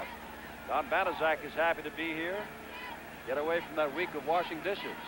His wife had a baby girl last Monday, and John has been minding the household without her. Bet that baby likes what she's seeing today. Don McCauley's in the backfield along with Lydell Mitchell. Raymond Chester, the tight end, has split 5 yards to the right on third down 10. Jones looking for some time. Fakes. This is Mean Joe Green after him. Oops, there's Jack Ham as he gets across the 35-yard line. And it'll be fourth down. Mean Joe Green showed me some speed over a short space. He's got some. He's kind of kidding with Burt there, but what Burt needed was a little more time again. He had enough time to throw the ball in one of his shorter patterns, shorter routes, but he didn't have enough time to wait for either of his wide receivers to get open. Green goes out, and Ernie Holmes comes in. Nope, Green's gonna, that's right, Green's going out, and Donnie Shelley went out, will come back in. Baltimore's going for the first down on fourth down, and 8 to go. The ball on their own 32-yard line, and they're down 26-7 with just about 4 minutes left in the third quarter. Roger Carr operating out of the backfield this time. They're going to put it down to Carr, who's got the speed but will not get to it. That time they brought Carr into the backfield. They give him a different coverage. He sprinted out, but he still was darn near triple T. We had a chance to see Lydell Mitchell. He was standing in the middle of the field. I'm sure Burt Jones had already decided to go deep on the play, but there was something in the middle. 3 minutes, 44 seconds to go in the third quarter. Pittsburgh holds the lead, 26-7 over Baltimore. As I mentioned earlier, Lydell Mitchell was standing in the middle of the field pretty well open, and it was because Jack Lambert was trying to call timeout before the play got started and really didn't have a defense. Well, he saw Roger Carr in the backfield, and he wanted to say, hey, and then calling timeout, he never covered Mitchell. But the Steelers have the football, and here's Bradshaw right out throwing again, this time to Harrison. Harrison's got the first down and more out near midfield.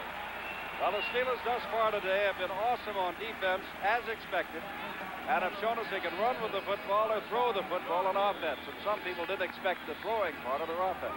Well, they're throwing the ball very well, too. I mean, they're throwing patterns that they haven't been throwing all year. They don't throw a lot of little curls. Rocky Flyer will catch a few, but Terry Bradshaw is primarily a pattern thrower.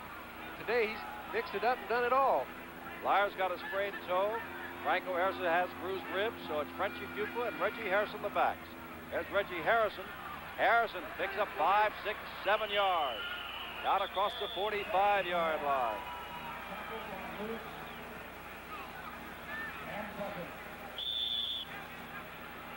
Cincinnati got 27 points against Baltimore. Dallas got 30, and nobody else has come close.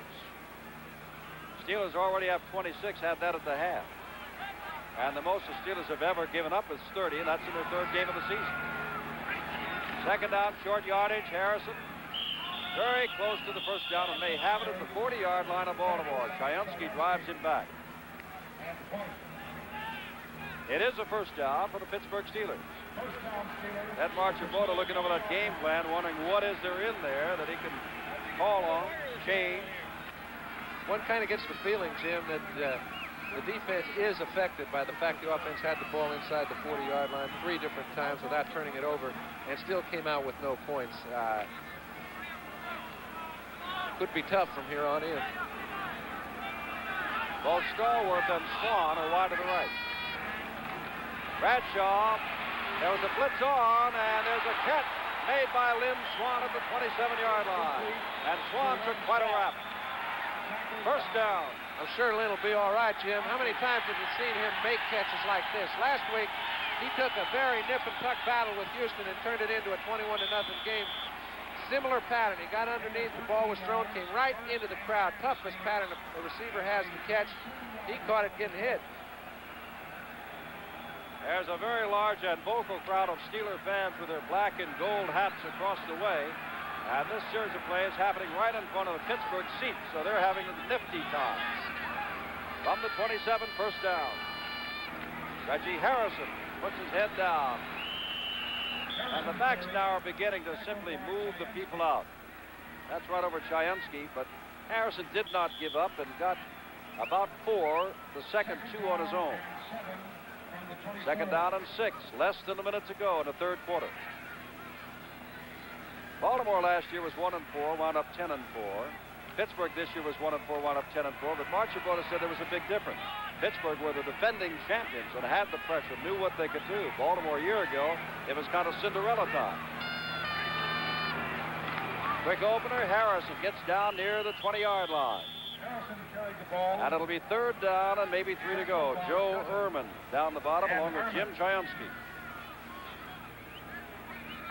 25 seconds to go. That could be the final play of this, the third quarter. The Steelers are in no hurry to use up the clock at all.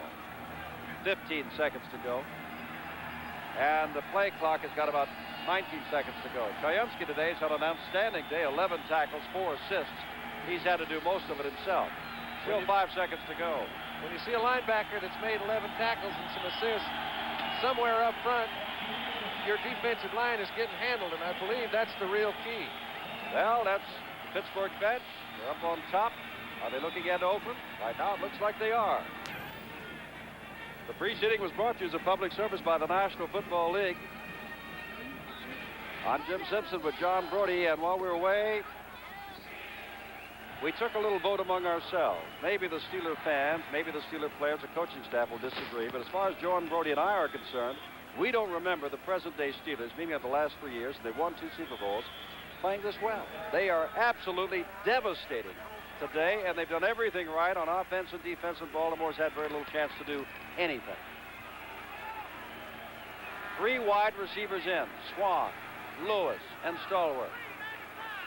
Third down, 3 to go at the 20-yard line. Harrison tries to get it. He's got it and more and gets down near the 10-yard line. Reggie Harrison, and he's mad because he didn't go all the way.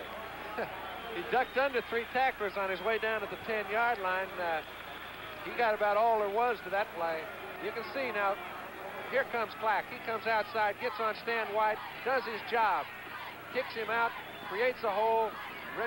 Harrison goes right underneath the 3 oncoming tacklers. 26-7, and the Steelers can see those round trip tickets to Oakland waiting for them next week right now. They can add another one right here. Ernest Pugh has come in as a wide receiver. He's wide to the left.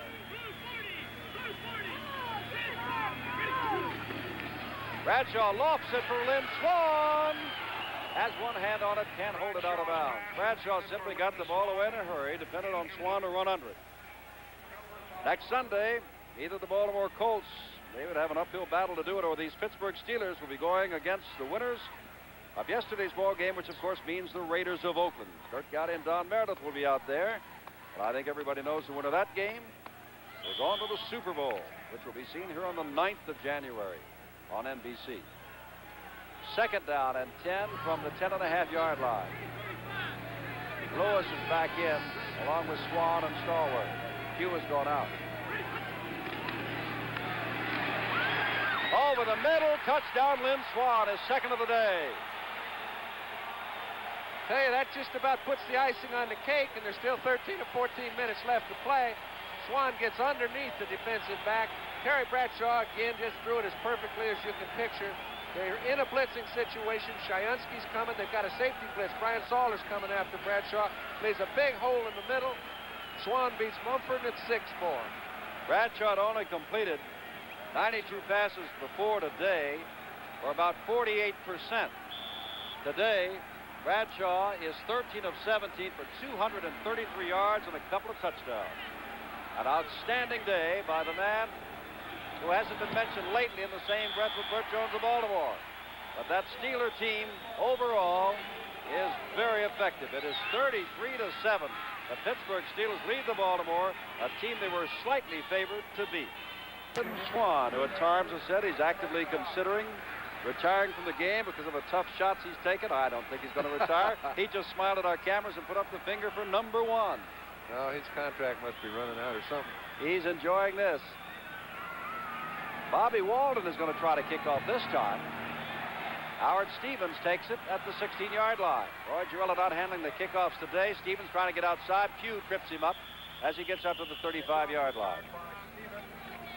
Well, a full weekend of college basketball. That's what you can look forward to during the next 3 months when NBC begins its second year of regular season coverage. Starting Sunday, January the 2nd, you'll see regional telecasts on Saturday, national telecasts on Sunday, and it all begins on the 2nd of January with a national doubleheader. Michigan, picked by many as number 1 at South Carolina, followed by Houston at UCLA.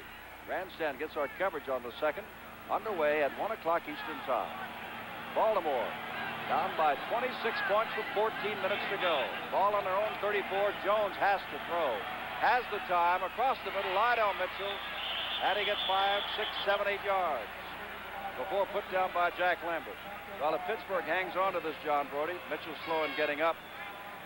I remember that game, the opener. Pittsburgh and Oakland. Pittsburgh leading about 5 minutes to go. Oakland came back to win it to start the Steelers on their down spiral. There were some reports of dirty play. There's some lawsuits since. I know where I'm going to be next Sunday afternoon by my television set. I don't blame you. Second down and 2 to go. Lydell Mitchell, who was shaken up before, tries to get the first down, and I think he's got it across the 45-yard line. The ball game can never be considered out of hand this early with a man like Burt Jones and an offensive unit like the Baltimore Colts. But the offense and defense of Pittsburgh has been so great. Pittsburgh is shutting down the Baltimore offense. Pittsburgh with its offense controlling the ball against the Baltimore defense. That it looks unlikely, but we shall see. First down. Raymond Chester off his hands at the 46-yard line of Pittsburgh. And Jim, it's very probable that you will see several receivers open in the very intermediate zone between 6 and 10 yards, because that way Pittsburgh is really they're accomplishing what they intend to do. They're not going to allow somebody to go deep on them. If they do, Baltimore's broken their defense. Well, we can go back to the first Super Bowl ever won by an AFL team, the New York Jets against the Baltimore Colts. When Johnny Unitas finally came in, the New York Jets gave them those intermediary zone passes, and Unitas moved him for a touchdown in the fourth quarter, but it took over 7 minutes to do it. Clock is on the side of the Steelers. Jones has time, drills it for Glenn Dowdy, his first catch of the day. Mel Blunt has him at the 30-yard line. One of the few times today, Jim, that Burt's had enough time when he's sending one of his wide receivers down the field to wait for him to make his break and hit him. And when you're able to do that, you can hit him if you're a guy like Burt. Again, Pat Haggerty's going to call the clock and stop it until the Steeler defense gets downfield. Now he'll wind it again. 12 and a half minutes to go. Dowdy to the right, Carr to the left.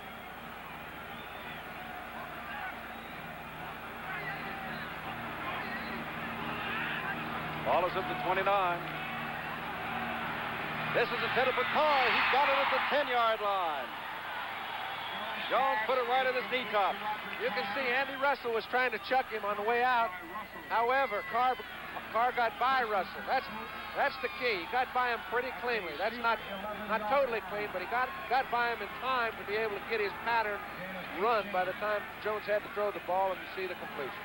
Lambert goes out, and Steve Furness comes in as a fourth down lineman. Make that a fifth down lineman. Whoops, and that is Furness that may have jumped, unless he was brought offside by, of course, the Colts offense. Whoops. White is a little... That's Mr. White saying hello to Mr. Jones. Well, that's the third time Burt's handed Dwight the ball. I think he must have by now the feeling that Dwight doesn't want it. As you see, the play is over. Dwight's pretty close, probably giving him a little lip. He decides to hand him the ball. It's not accepted.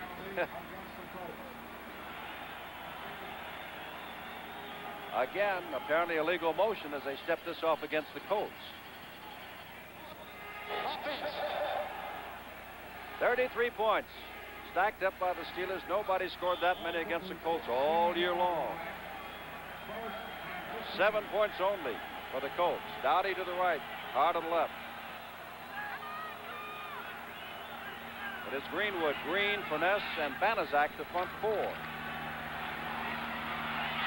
In the middle, Raymond Chester could not hold on to it. Lambert gave him a shot. And Lambert says he took a shot, and it should be offensive interference. Well, there's only one problem that Pittsburgh can get into now, and that's kind of getting into a celebration ceremony before this ball game is over, and they want to make sure they don't. Jack Lambert will keep the pot boiling till the final gun's over. Oh, you see the last push belonged to Chester, but the 3 or 4 before it, I do believe belonged to Jack. Jim Allen comes in. Beautiful teeth. Fifth defensive back. Second down, 15.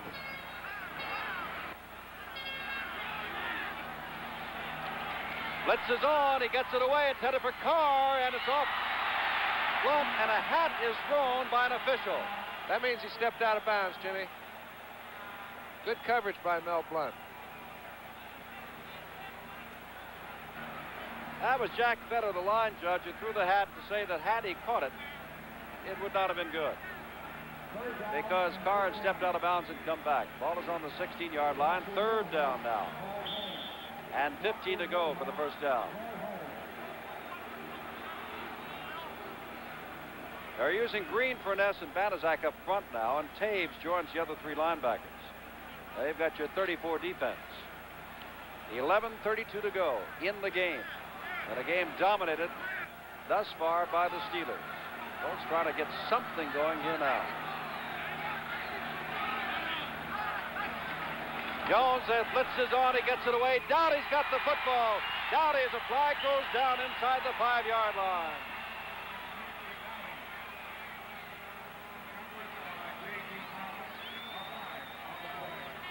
Called by the back judge downfield. Dowdy made the catch.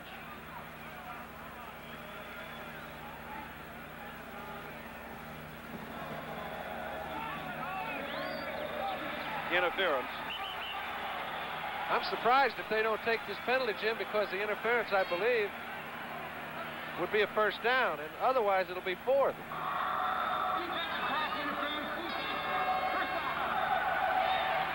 You got it. Interference penalty against the Steelers. The ball is back on the 9-yard line. As John said, it would have been a 4th down at the 4, and they have to get to the 1. So they'll take the penalty. 11:27 to go. Jones trying to get him into the end zone. They found it only once so far. That was on a pass of 16 yards to Roger Carr, who now comes to the left at the bottom of your picture. Blunt's right up nose to nose on him. Look at it. Mitchell running the ball. Pratt in front of him to throw the block. Mitchell down for the first down, I believe. Mitchell carries the ball. Don't think you can get a first down You can't here, unless you go into the end zone. Let's take a look. They're playing pass all the way. When your linebackers are playing pass, it's pretty easy to get outside and get into the secondary. You can see Ham playing pass got hooked. Lydell Mitchell takes it down to the 1. Right, is second down after Wagner made the stop. Clock is running, 10:50 left. Roosevelt leaks, touchdown. And for the second time in the game, Baltimore gets in the end zone. And as you watch this, no one has scored a touchdown rushing against the Steelers in the last 9 games and 3 quarters until this one. Well, I'm sure that Pittsburgh, even though Baltimore did score, and it does help them, feels like they've accomplished their purpose. They took about 3 or 3.5 minutes off the clock, and even though they hate to give up 7, it really wasn't too harmful. Linhart in to add the extra point. National Football League's leading scorer. Flag is down. Oh, wait a minute.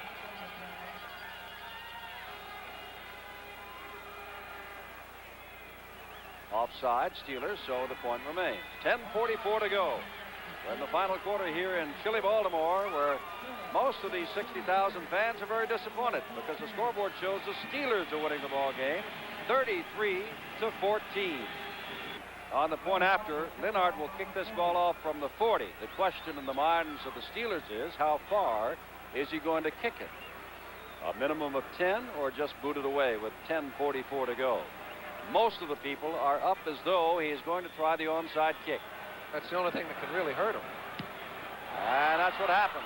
And it's fallen on very quickly by Benny Cunningham. And belongs to the Steelers at midfield. The Joe Garagiola Tucson Open, Saturday and Sunday, January 15th and 16th, kicks off another year of exciting golf action on NBC, and Mr. Brody and I can hardly wait. We've got 6 men's tournaments, 2 women's events, the Ladies International in April and the LPGA Championship in June. And in addition to the Tucson Open, the Bob Hope, the Florida Citrus, the Greater Greensboro, the Houston, and the Pleasant Valley Classics. It's our biggest schedule of golf ever in our network's history. Reggie Harrison bounding around off a couple of players. Keep in mind, Franco Harris, with 132 yards on 18 carries, has gone out with bruised ribs. And Rocky Blyer, who only carried the ball once and lost a yard on that play, sprained a toe. I would imagine that should the Steelers be called on to play a week from today out in Oakland, both would be ready. I don't think those sprained toes are going to hold him back too long.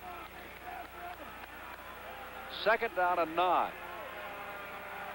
L.C. Greenwood looking on. The Colts would like to shut down the Steelers here and get the ball again.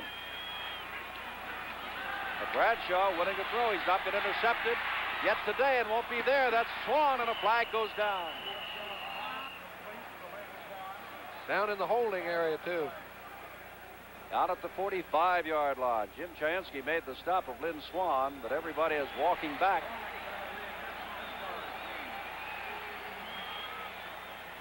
Well, Jim Clack was having a little talk there with Fred Cook. Clack has been called twice for holding thus far. Let's see if number 50 gets it this time or one of his teammates gets the honor. 216, he ought to be given a couple holds a game. Holding, number 57. This is Sam Davis. Takes the ball back to the 42, 2nd down and 19 to go. 2nd down and 19 from the 42. Starwood to the right, Lewis to the left, Swan out of the game.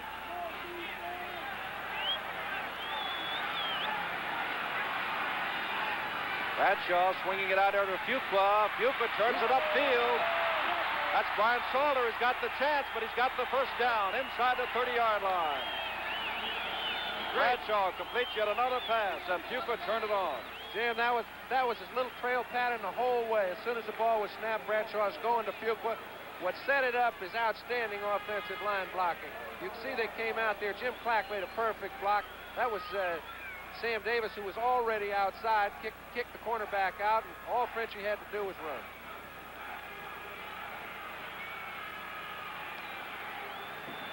Outside, you can see John Stallworth blocking Mumford, and those kind of blocks make it possible for long runs. 1st down, here comes Fuqua again, and again he's going to get good yardage. Rolling inside the 20-yard line. Bradshaw, 14 for 18 for 264 yards and 3 touchdowns. Bert Jones today, 11 for 24, 144 yards and 1 touchdown. And whereas Bradshaw has not been intercepted, Jones has been intercepted twice.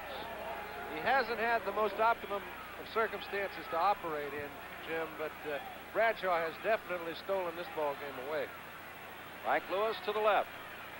Bradshaw in that 9-game winning streak. Mike Kruzik, a rookie, started 6 of them and won them. Bradshaw was injured. There's Fuqua. Well, Frenchie catches a pass and goes to the right for big yardage. Frenchie gets a handoff, goes to the right for big yardage. Now he goes to the left and gets more big yardage down inside the 10. And the consensus of opinion around Memorial Stadium was that the reason why Bradshaw was starting is because he's been in the Super Bowl twice before. He has postseason experience. Well, he's also been an outstanding quarterback in the past. It's just that he hasn't played the last 6 or 7 games. The one start he did get against Houston last week was not up to his standards. That's what I think had everybody concerned. Well, today is up to his standards and more. 3 wide receivers in there on 2nd down and 4 with the ball at the 10-yard line. Bradshaw hands to Reggie Harrison, bursts up the middle, touchdown, Reggie Harrison, his 2nd of the day. And the Steelers can count their tickets to Oakland. Yes, sir, when you get somebody down, stomp on them. That's an old cliche, but it sure applies. Their offensive line is running the defense of Baltimore right out of the ballpark, and the running backs are doing the rest. What an incredible story for the Pittsburgh Steelers. And everybody who follows the National Football League knows it. 1-4, counted out by many. Needed help from Oakland to knock off Cincinnati to win the division championship as they both wound up 10-4. And now it looks like the Steelers and Oakland, not the best of buddies, are about to get together again. I think Steelers are just showing their appreciation for Oakland's victory over Cincinnati today. Ray Mansfield is thrilled. He kicks the extra point. Mansfield adds the extra point, and Pittsburgh now leads Baltimore 40-14 with 7.5 minutes to go. Look at Terry. Well, since 33 points were the most scored against the Colts this year, I guess you would follow that if they get 40, also the most points scored against the Colts this year. The least that Baltimore scored all year was 14, and they lost that game to New England. And they've only got 14 points here. Bobby Walden's kick goes out of bounds. I'm not quite sure how badly that full groin muscle of Roy Girella's is. We knew he had one before he came into the game. But with the game getting rapidly completely into the hands of the Steelers, they can afford to go with a Bobby Walden kicking off and a Ray Mansfield kicking off.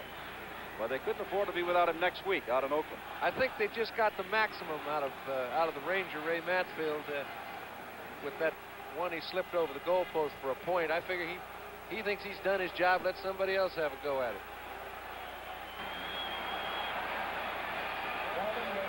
7.5 minutes to go. Walden to the kickoff again.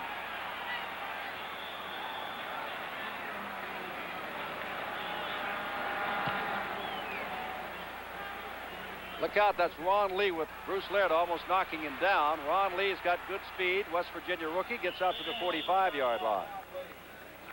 Immediately after a game grandstand. Highlights of today's playoff game. An in-depth report analyzing the outcomes of each of our contests thus far. And you know, I think that advancing onto the playoffs thus far are Minnesota and Oakland and Pittsburgh, with one game yet to be decided. And that's in the NFC between Los Angeles and Dallas. Burt Jones has got to come out winging. Everybody knows that. And does. Rolling out. Roosevelt leaks. Near a first down at the 45-yard line of Pittsburgh, but a flag is down back at the 39-yard line of the Colts, and it must be against the Colts because Burt Jones tried to kick the flag halfway across the field. There's Mike Kruzik. He is a young rookie. That one was 1-4 and Bradshaw hurt. It looked like in Steeler Town it was all over, but Kruzik started 6 games and won every one of them. And there were some pretty big games among those 6. And he played very well in them. Cincinnati. Miami. Cincinnati again. 61 offense.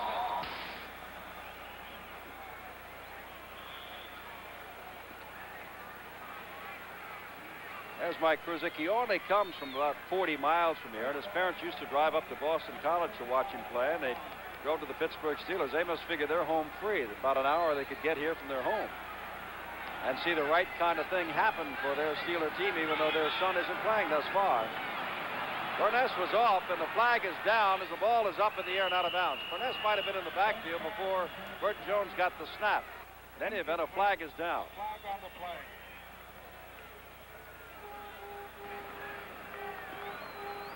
Steelers offside. Burt Jones this year, 24 touchdown passes. Only 9 interceptions, better than 3,000 yards. A rating of better than 100.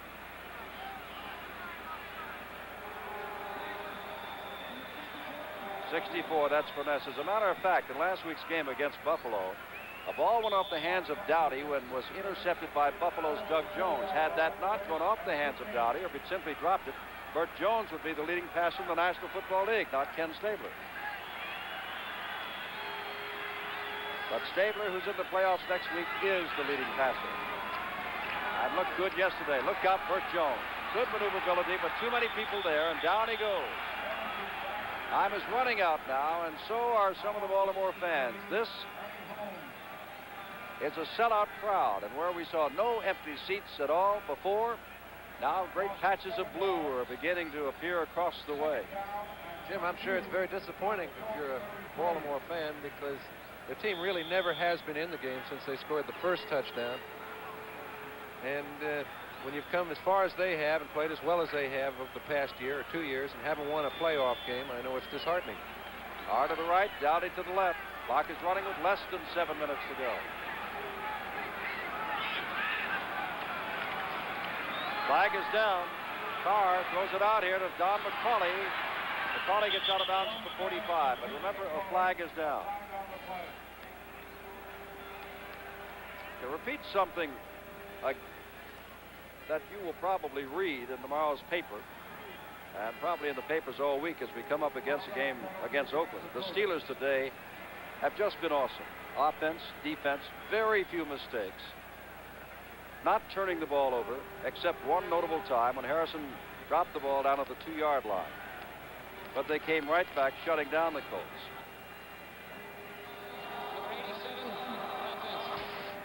Offside on Baltimore, takes the ball back inside the 30-yard line to the 28, where it will be second down, and are you listening? Second down and 28 to go. Chuck Noll across the way with his staff.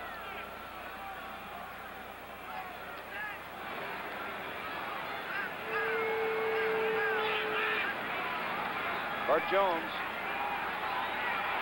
fires it for Raymond Chester, hard at the 40-yard line. Would have been nowhere near a first down. Mel Blount was with him, and it's incomplete. I think that look pretty well sums it up from Burt's viewpoint.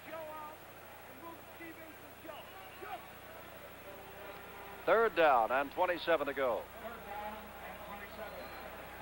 Well, yesterday, those of you who watched all of the games saw Minnesota thoroughly dominate the Washington Redskins. The Redskins looked against Minnesota just about like the Colts are looking against the Pittsburgh Steelers, with a real thriller being that New England-Oakland game, which Oakland survived. Pulled it out in the last 7 to 10 seconds. Third and 27. Look out, Jones, all the way back to the 15-yard line. Lauren Taves. And a few whistles and a few heated folks. Let's take a look at the whole group. You'll see Dwight White on the right side of the screen. He occupies Pratt. Lauren Taves, you can see, Burt Jones has enough time to throw the ball short, but he's got to go down the field. Taves polishes him off with a little help from 2 or 3 of his pals. Ball is back on the 15-yard line, and David Lee goes back to the goal line to punt it away. Lynn Swan comes in, standing at midfield. 40 to 14, Pittsburgh, 6:15 to go. Steelers are going to play Oakland next Sunday afternoon here on NBC. Here's Swan at the 38. Oh, Lynn, you know better than that. Gets back to the 35-yard line, where Darrell Luce makes the stop. Clock is stopped with 6:01 to go. We're in a very disappointed Memorial Stadium, Baltimore, where the Steelers lead 40 to 14. That's the Baltimore Colt band playing. I think they're a little out of tune, too. Just one of those days. From a 35-yard line, Kruzik is your quarterback now. The rookie we spoke of. There's Fuqua getting out near the 40-yard line. Pittsburgh has been in control, although at one time it was 9-7 Pittsburgh. Kruzik is going to throw the ball and loops it out to Reggie Harrison. A couple of men there, including Stan White and Bruce Laird. It'll be third down. That little pass picks up a yard. Third one, flat out to Oakland. Kruzik has the time, delivers the football. That is T. Bell, first down across the 50-yard line, down to the 47. When you say had a lot of time, you are right on the mark, because that time Bell ran all the way downfield almost to the 40-yard line, put the brakes on and came back 6 yards. By that time he was open, so Mike hit him.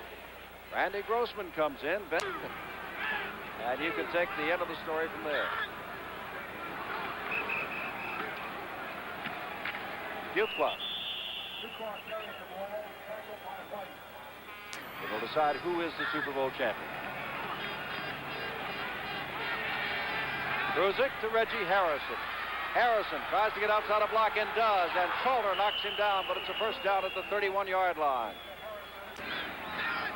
I think he can do it.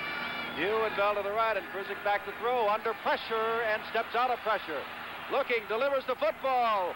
That is T. Bell, tackled first down inside the 20-yard line. And there he showed you some good pressure-packed quarterbacking. Oldham made the stop. That's something you can't teach, Jimmy. He goes back in the pocket. You feel the on-rushing linemen. That time he actually got a chance to see one. Then he kind of slipped under Mansfield's block. Hits Bell right on the run. That's the way you'd like to have all your quarterbacks do it. As they let it run down to 2 minutes, that's the 2-minute warning. Tickets are available because until